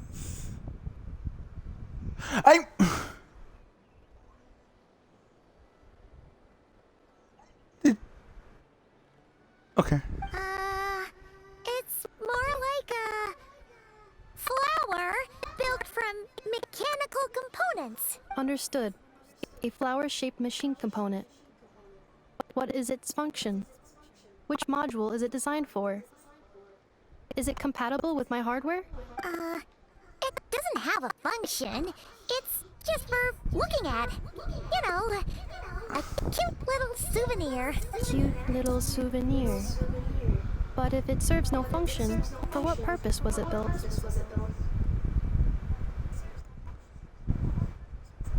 What if like this is a Rick and Morty reference where Rick created a robot to pass butter, and the moment the robot asks, "What is my purpose?"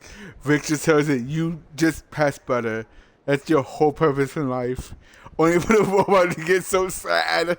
Like, oh my god. Yeah, welcome to the club, pal.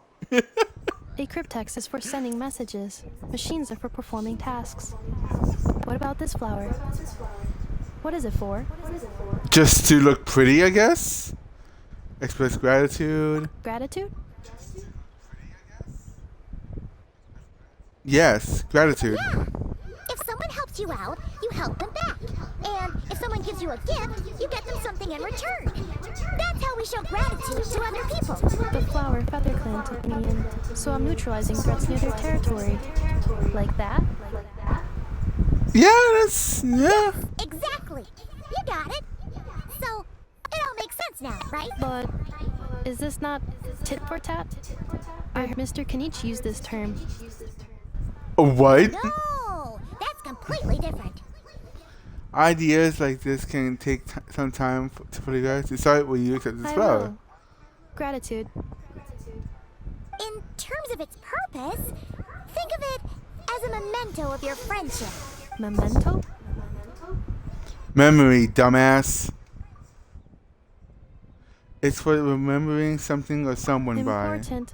Memory. Memento.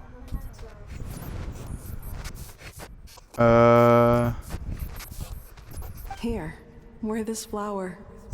And this feather, too. There. Much better. Gotta look your best for your big journey. It's just a flower. It's not that heavy. Just think of it as a little souvenir from me. Something to take with you on the road. That's right, a souvenir. Sometimes when people have something important to remember, they'll pick an object to use as a reminder of that thing. Even if you end up forgetting everything, this flower will always keep blooming. It could take 1,000 times, maybe 2,000, but maybe one day, you'll see the flower bloom, and suddenly, you'll remember the reason for your journey. No, everyone's on their own path, and they have to walk it alone. Just as your journey is yours and no one else's. Besides, I have no plan to go to war against them. We both owe each other far more than our mere lives. If either of us actually wanted to claim on that debt, all they'd have to do is ask. If anything, I pity him. In a way, his situation's not so different from yours. But in his case, it's turned him into something neither human nor dragon. The more he chases the sun, the more it blinds him to the creatures who live by its light. You were once, well, she was once the enemy of humankind. And Ochkan doesn't care to distinguish between you and her like Ishkik and I do. He sees you as the same being. So if you stay behind, and especially if you help me, it'll only stoke the flames of his blind hatred even further. Come on, you have bigger things to worry about than me right now. You have a huge journey ahead of you. That should be your focus. Have faith. This tribe will kneel to no one. They will never be slaves. If they lose their leader, someone else will take up the mantle. Heck, even a child who's barely learned how to walk could do it. All right, time to go. Some things are destined to be forgotten. Don't let it get to you. In 1,000 years' time, you'll have a life far, far away from here. So go, cross the ocean, find a new place to belong. Malfunction who betrayed us all. You dare seek a place to belong? Hinefa? Hinefa, what's wrong? I was... Sincere apologies. My cognition module crashed for a moment. It is now fixed. Is it because you've been fighting for too long? Oh, you need to rest. Come on, let's get you back. Back? Back to the Flower Feather Clan? Where else? Yeah, of course. Everything else aside, Adieta and her folks will be leaving soon. Don't you want to say a proper goodbye? Yes. The closer I am to the Flower Feather Clan, the more erratic my cognition module becomes. Occasionally, unidentified data surfaces from my memory banks. Memory data? So, what about that curse Shilonen mentioned? Does it not hurt to remember anymore? It does. Even now, it still hurts. I have merely switched off the corresponding facial expressions to avoid making other people uncomfortable. But if I do not recall my memories, I cannot complete my task. So, is this why you've been spending so much time out here? When memory data surfaces, there is a high probability that my cognition module will crash.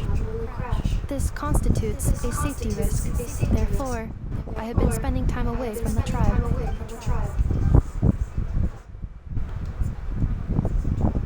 Yeah, exactly! Whatever happens, we'll make sure things don't get out of hand. Assessing relative combat capability. I'm on approximately 1/5. 1/5? Of what? Traveler. Risk mitigated. Strategy accepted.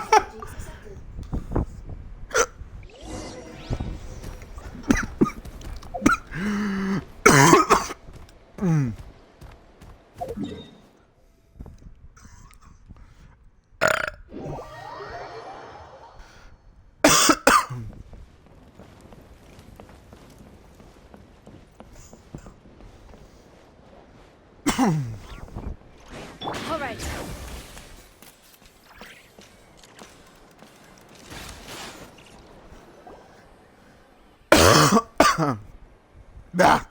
I can't thank you enough for hosting us these past few days.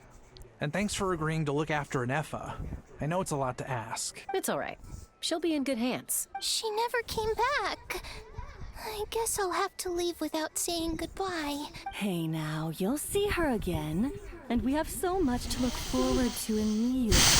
All those Shao lanterns lighting up the sky. You've always wanted to see that. That's right! This was before the lantern rite that's happening right now. So she's smack dab in the middle of lantern rite. Arieta, Amu, Joashin. I am back. Huh? Inefa? You brought her back? Thanks so much. Don't mention it. Also, gratitude for the flower. Aw.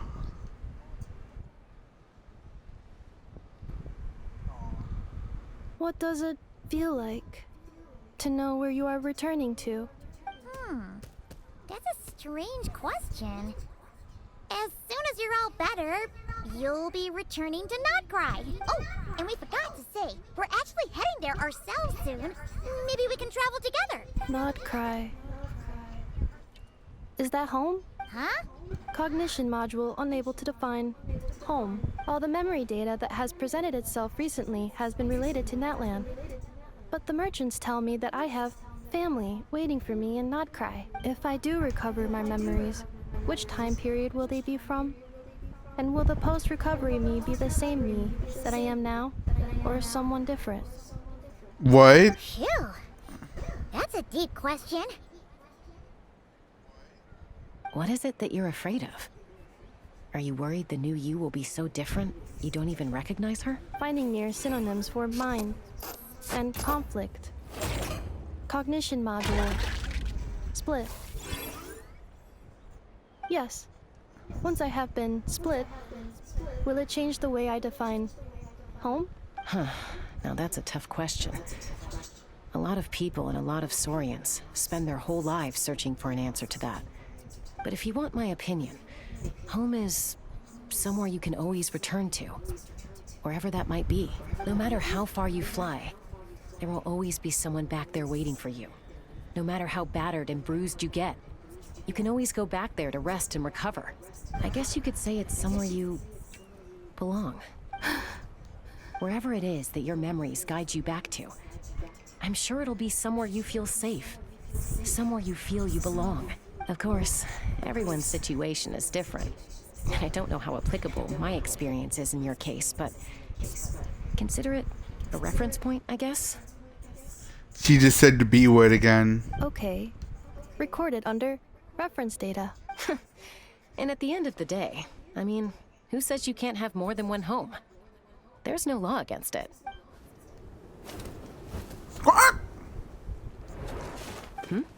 Someone's looking for us.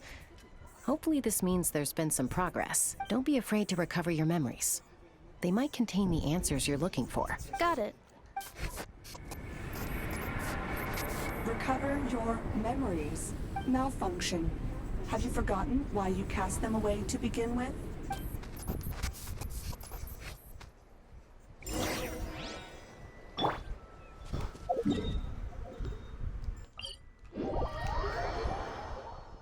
What the hell is going on?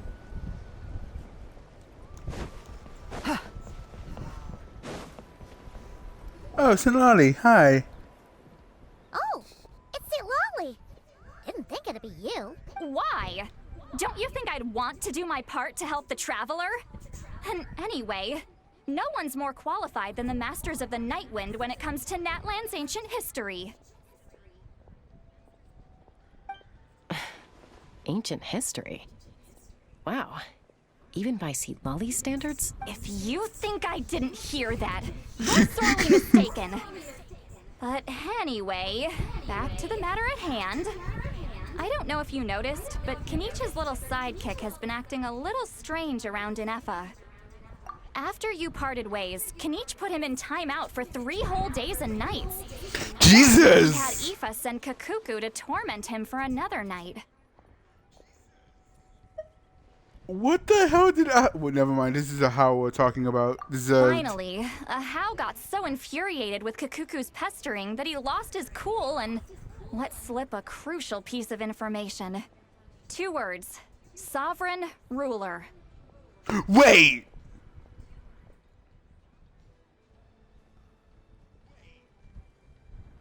Is Inefa the Pyro Dragon?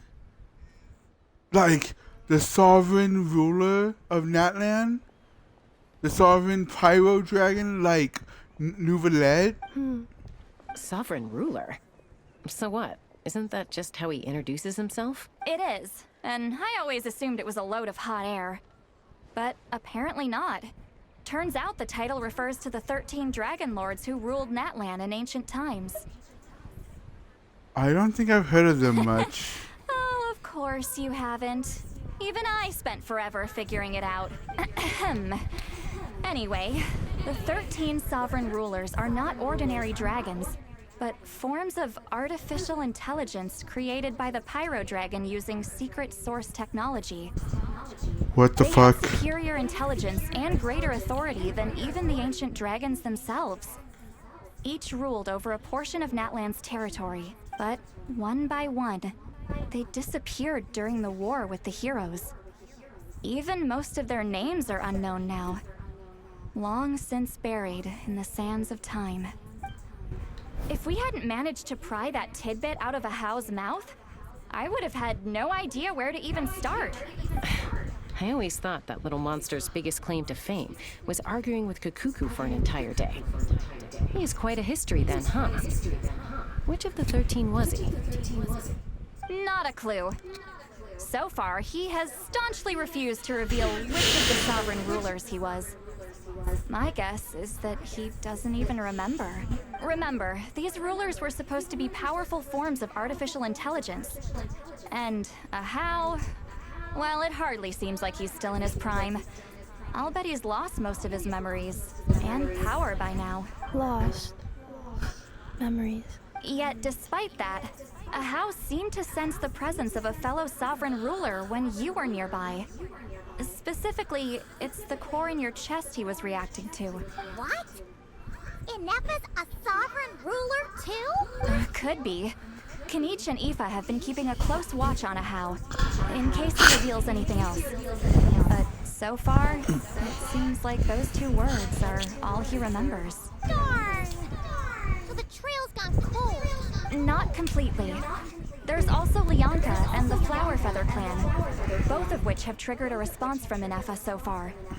And as it happens, out of the sovereign rulers that I was able to dig up information on, there was one who had a very close relationship with Lianka. Her name was the Priestess of Floral Candles and Skyborn Feathers, otherwise known as the 8th Lord.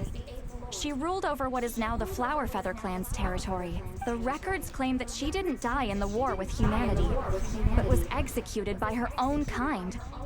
Her crime being betrayal of dragonkind by secretly raising a human. Lianka.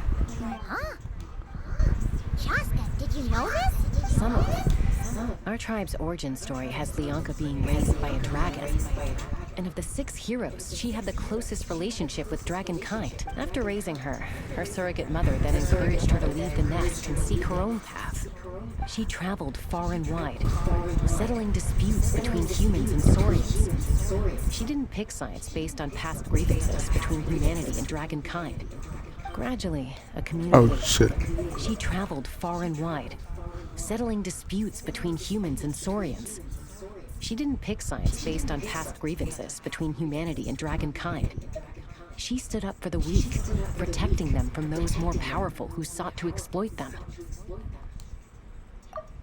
Okay, you would stop, A okay. community of like-minded people and saurians gathered around her, united by their desire for freedom and equality. And that was how the Flower Feather clan began. But that's as much as the legends say. They never mentioned her dragon mother's name, or what became of her in the end.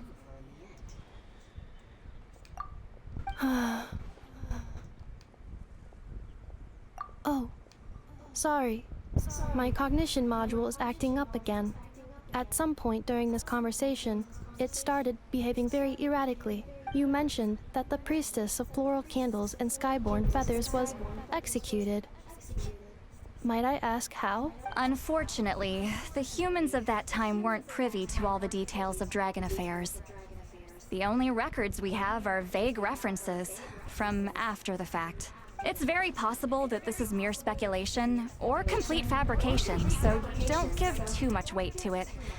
But for what it's worth, it's said that a curse was placed on the priestess by one of the other rulers. If she truly harbors pro-human sentiment, then for every ounce of goodwill she feels, may her mind be flooded with pain of immeasurable proportions. Jesus. In the savage conflict and chaos that followed, the priestess's mind was ultimately destroyed. Jeez, what a bizarre method of execution. Definitely sounds like the history writers used some artistic license there. I'm fine. This didn't seem to trigger any erratic behavior.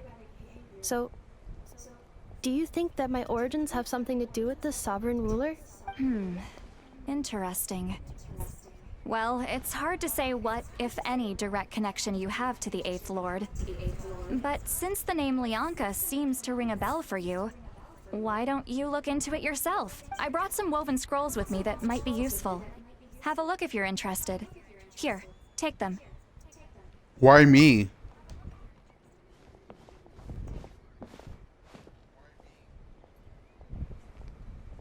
Don't say anything. In a moment, I'm going to leave. I need you to join me, discreetly. It's just a little spell based on our prior experience. I'll explain everything shortly when you catch up with me. Well, I need to get going now. If I find out anything more, I'll keep you updated. Gratitude. Goodbye. Bye, St. Lolly. Now's your chance. She is so weird. Slip away quietly while they've got their heads buried in those woven scrolls. Meet me at the other side of the settlement. All right.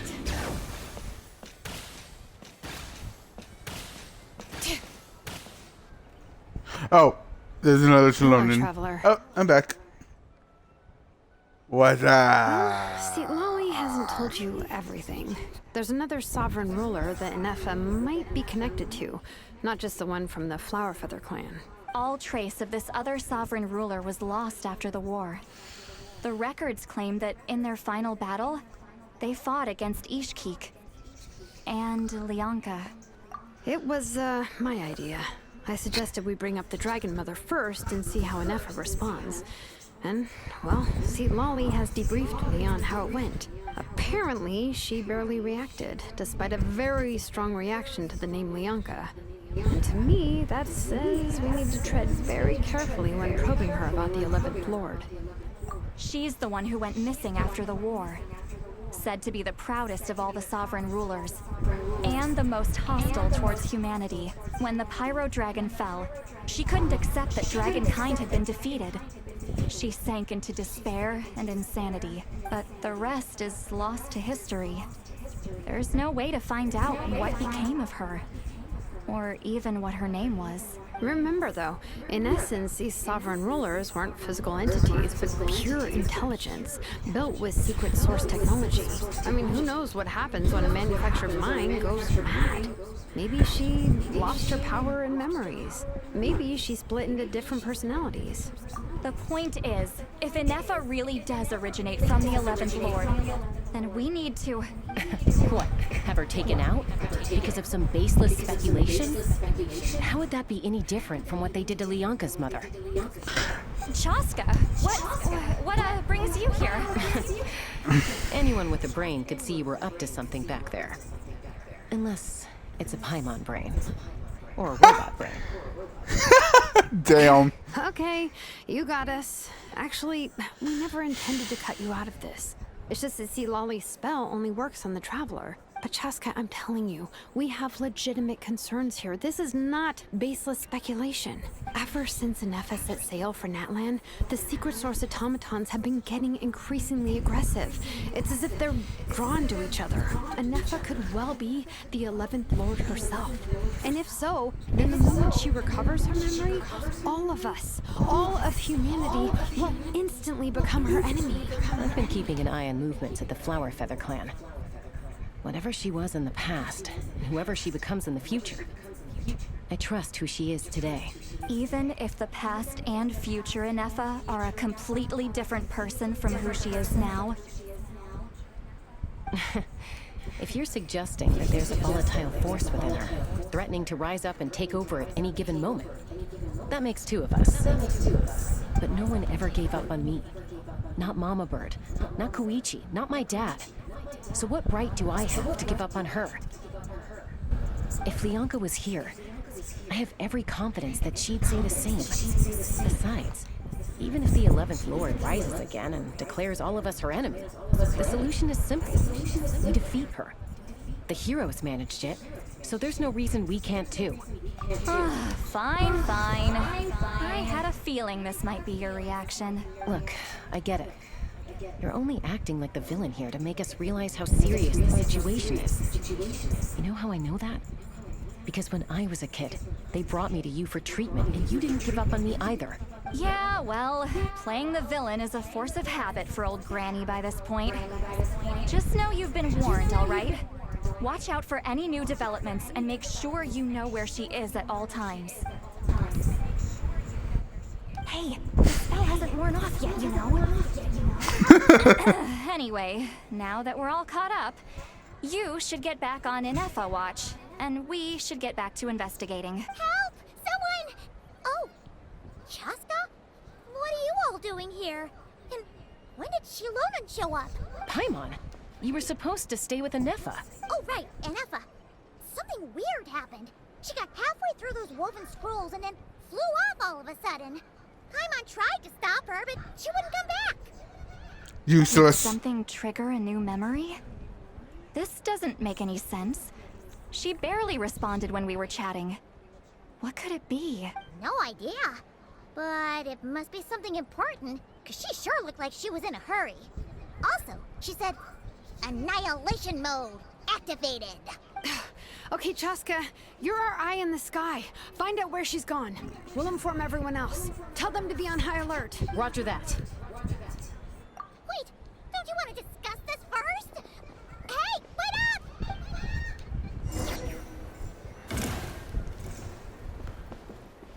Let's fly.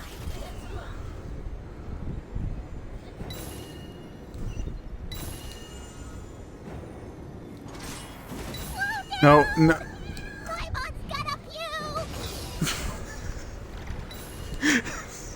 You're not even on the gun. On where is she? Oh.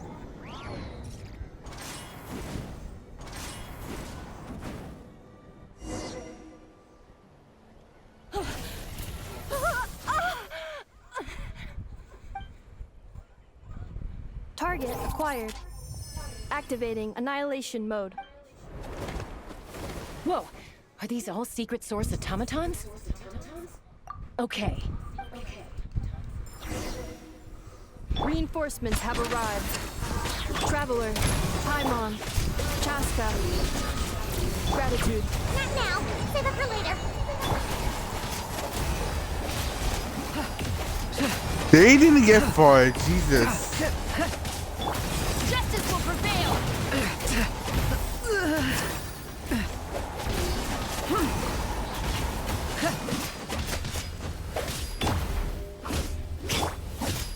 Defensive mode engaged.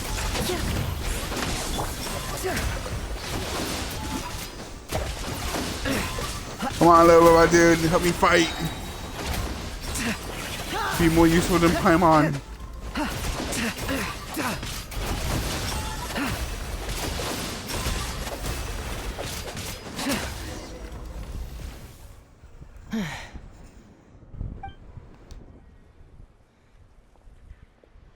Threat eliminated. Annihilation mode disengaged. Boss, what do we do now? We've tried the same thing several times now, and it isn't working. We can't keep waiting around for her to leave the settlement. Well, well. An ancient relic from Natlan's dragon civilization. If you want to play with fire, then be my guest. But there is an unpredictable variable you need to watch out for. Let's fall back. This isn't worth the risk. What? Hamu, Hadieta, are you okay? I'm fine, but Mom's hurt. I'll be okay. I just hurt my ankle. And Effa got here just in time. Why would they do this? Why? Look, no one could have known the automatons would ambush you here. Don't blame yourself. Wait, how did Enefa know to come here? Did she sense that they were in danger? Yes, I heard the secret source automatons talking. What? Even now, I still hear them. Really? Paimon doesn't hear anything.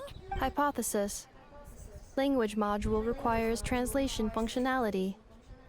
Please wait.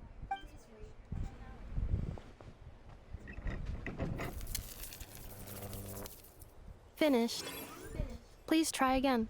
Whoa, that was quick. How come you're so familiar with their architecture? I have seen them many times before. At least I think so. More random memory data, I guess.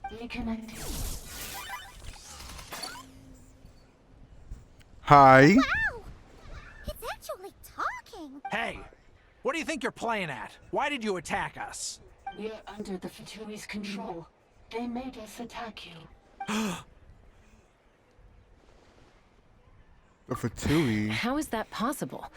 The captain's soldiers certainly aren't capable of this, and besides, we know everything they're up to.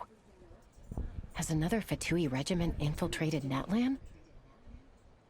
The ones from Notcry. Fatui invaded my territory, so the automatons went haywire. Why is it getting so choppy?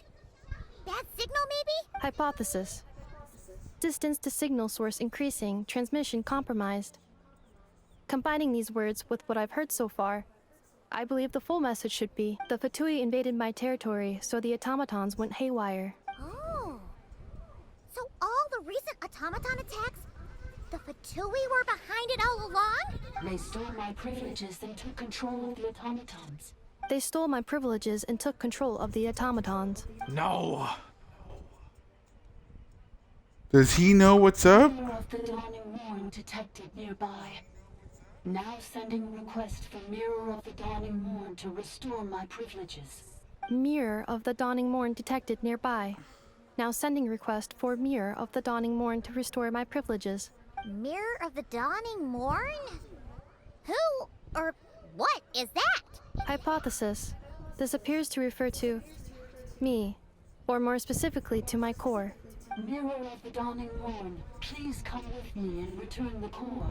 I think she wants me to go with her to return the core, so she can repair the damage done by the Fatui. Wait, you mean she knows you? Yes. Before the translation began, She referred to me by a different name, 11th Lord. Uh-oh. So, Inefa is the missing sovereign ruler who fought against her? So, Inefa is the 11th sovereign ruler? Hold on. This automaton just attacked us moments ago. We shouldn't trust everything it says. You say Inefa is the 11th Lord. What proof do you have? Return to the 8th Lord's territory, and you can restore all of your memory data. Inefa! What did she say? She said, return to the 8th Lord's territory, and I can restore all of my memory data. 8th Lord? Bianca's mother's territory? What does the 11th Lord have to do with that? You were split, then exiled, and finally reborn. Ugh, this is getting weirder by the second. What did she say this time? Excessive signal interference. Unable to translate, the signal should improve as we get closer to her territory. Traveler, Chaska, shall we proceed? Wait, you should think this through carefully. I may know a thing or two about the Fatui regiment that entered Natlan recently. They're kind of a special ops team. Definitely not your average soldiers. We're not your average people. We can take them. They've been showing up everywhere, hungrily searching for secret knowledge about all kinds of ancient civilizations. They say they're trying to make some sort of inference. The leader of this regiment is a harbinger based in Nodcry, known as Marionette. Oh shit. Oh no. Oh no no no no no no no no no no no. Marionette? How exactly do you know all this? I heard bits and pieces at the market in Nasha Town, but I figured they were just rumors. Didn't realize it was true. Oh, you're part of the Fatui, aren't you, you dick? Is that right? How come I'm only hearing about this now? He's an ex-member of the Fatui. I'm sorry.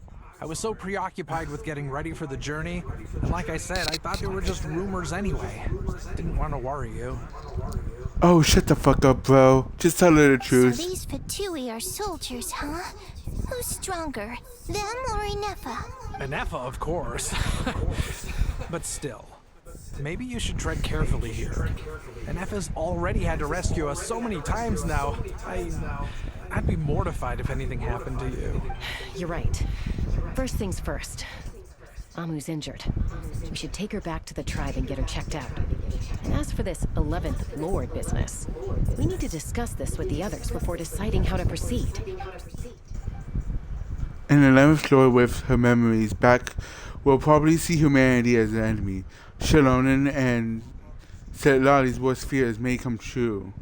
We need to tell them. Look, I know the news about the 8th Lord and Marionette is very concerning, but we should probably come up with a plan before checking things out. Understood. Destination canceled. For now, at least. New destination, Flower Feather Clan. Traveler, Inefa, could you check that the coast is clear? I'm gonna patch up Amu, then head out. Understood. Commencing task. Arieta, I need you to go keep Mom company while the doctor takes a look at her. Dad has some things to take care of, so I'll be staying out here a while longer. You're not coming back with us. Why not? Dad's gonna pack up the luggage and make sure all our goods are safe. Don't forget, they're our ticket to a great new life in Liyue. Don't worry, Dad will be back very soon. I'm sorry, girls. I promise it's going to be okay. I'll get help as quickly as I can. If anything happens, save yourselves first. He's part of the Fatui. Stop moving. Is it malfunctioned on us? Leroy, merchant. His portrait is hung up at the Fatui stronghold. I fucking You're saying wait. Joel Sheen might be a Fatui spy? And he's staying behind as their eyes on the ground. Yes. But should we really leave Inefa here too? Not that I don't trust her, it's just... Are you sure you'll be okay keeping an eye on her by yourself? You are doubting the one... You're doubting the hero who saved your fucking nation's ass, bro. if I can clap the Pyro Dragon's ass, make him my bitch on a weekly basis, I can handle the Fatui. You're not wrong. We need all the intel we can get on Marionette and the Fatui. As far as I'm concerned, they're a bigger threat than any sovereign ruler. Still, even with your abilities, be sure to stay on your guard. And not just because of the Fatui and the 11th Lord. It's that automaton, too. I'm still not convinced we can trust it. Why the sudden request for assistance from the 8th Lord's territory? Are we supposed to believe that Bianca's mother survived? Surely there'd be at least some mention of that in the tribal legends. I don't know. Something just doesn't add up. Hey, Casca! Almost ready to go! That's my cue. I'll be back with the others as soon as I've gotten Amu and Adieta to safety. If you have to leave the area for any reason, be sure to leave a trail.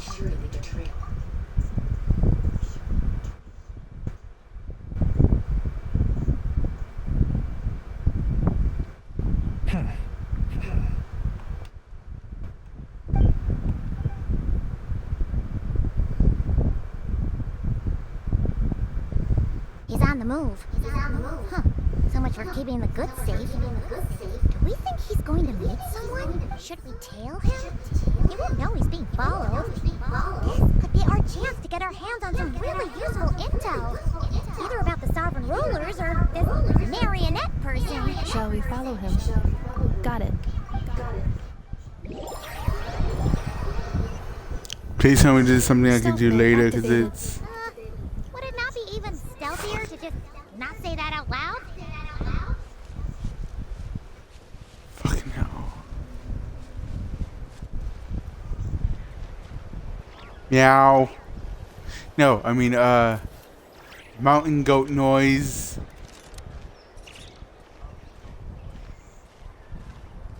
Moo.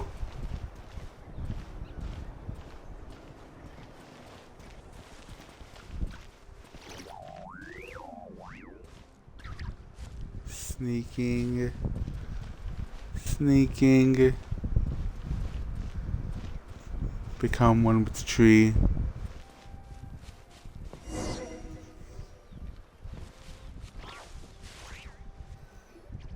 Now, why would someone dig a random tunnel in the middle of nowhere?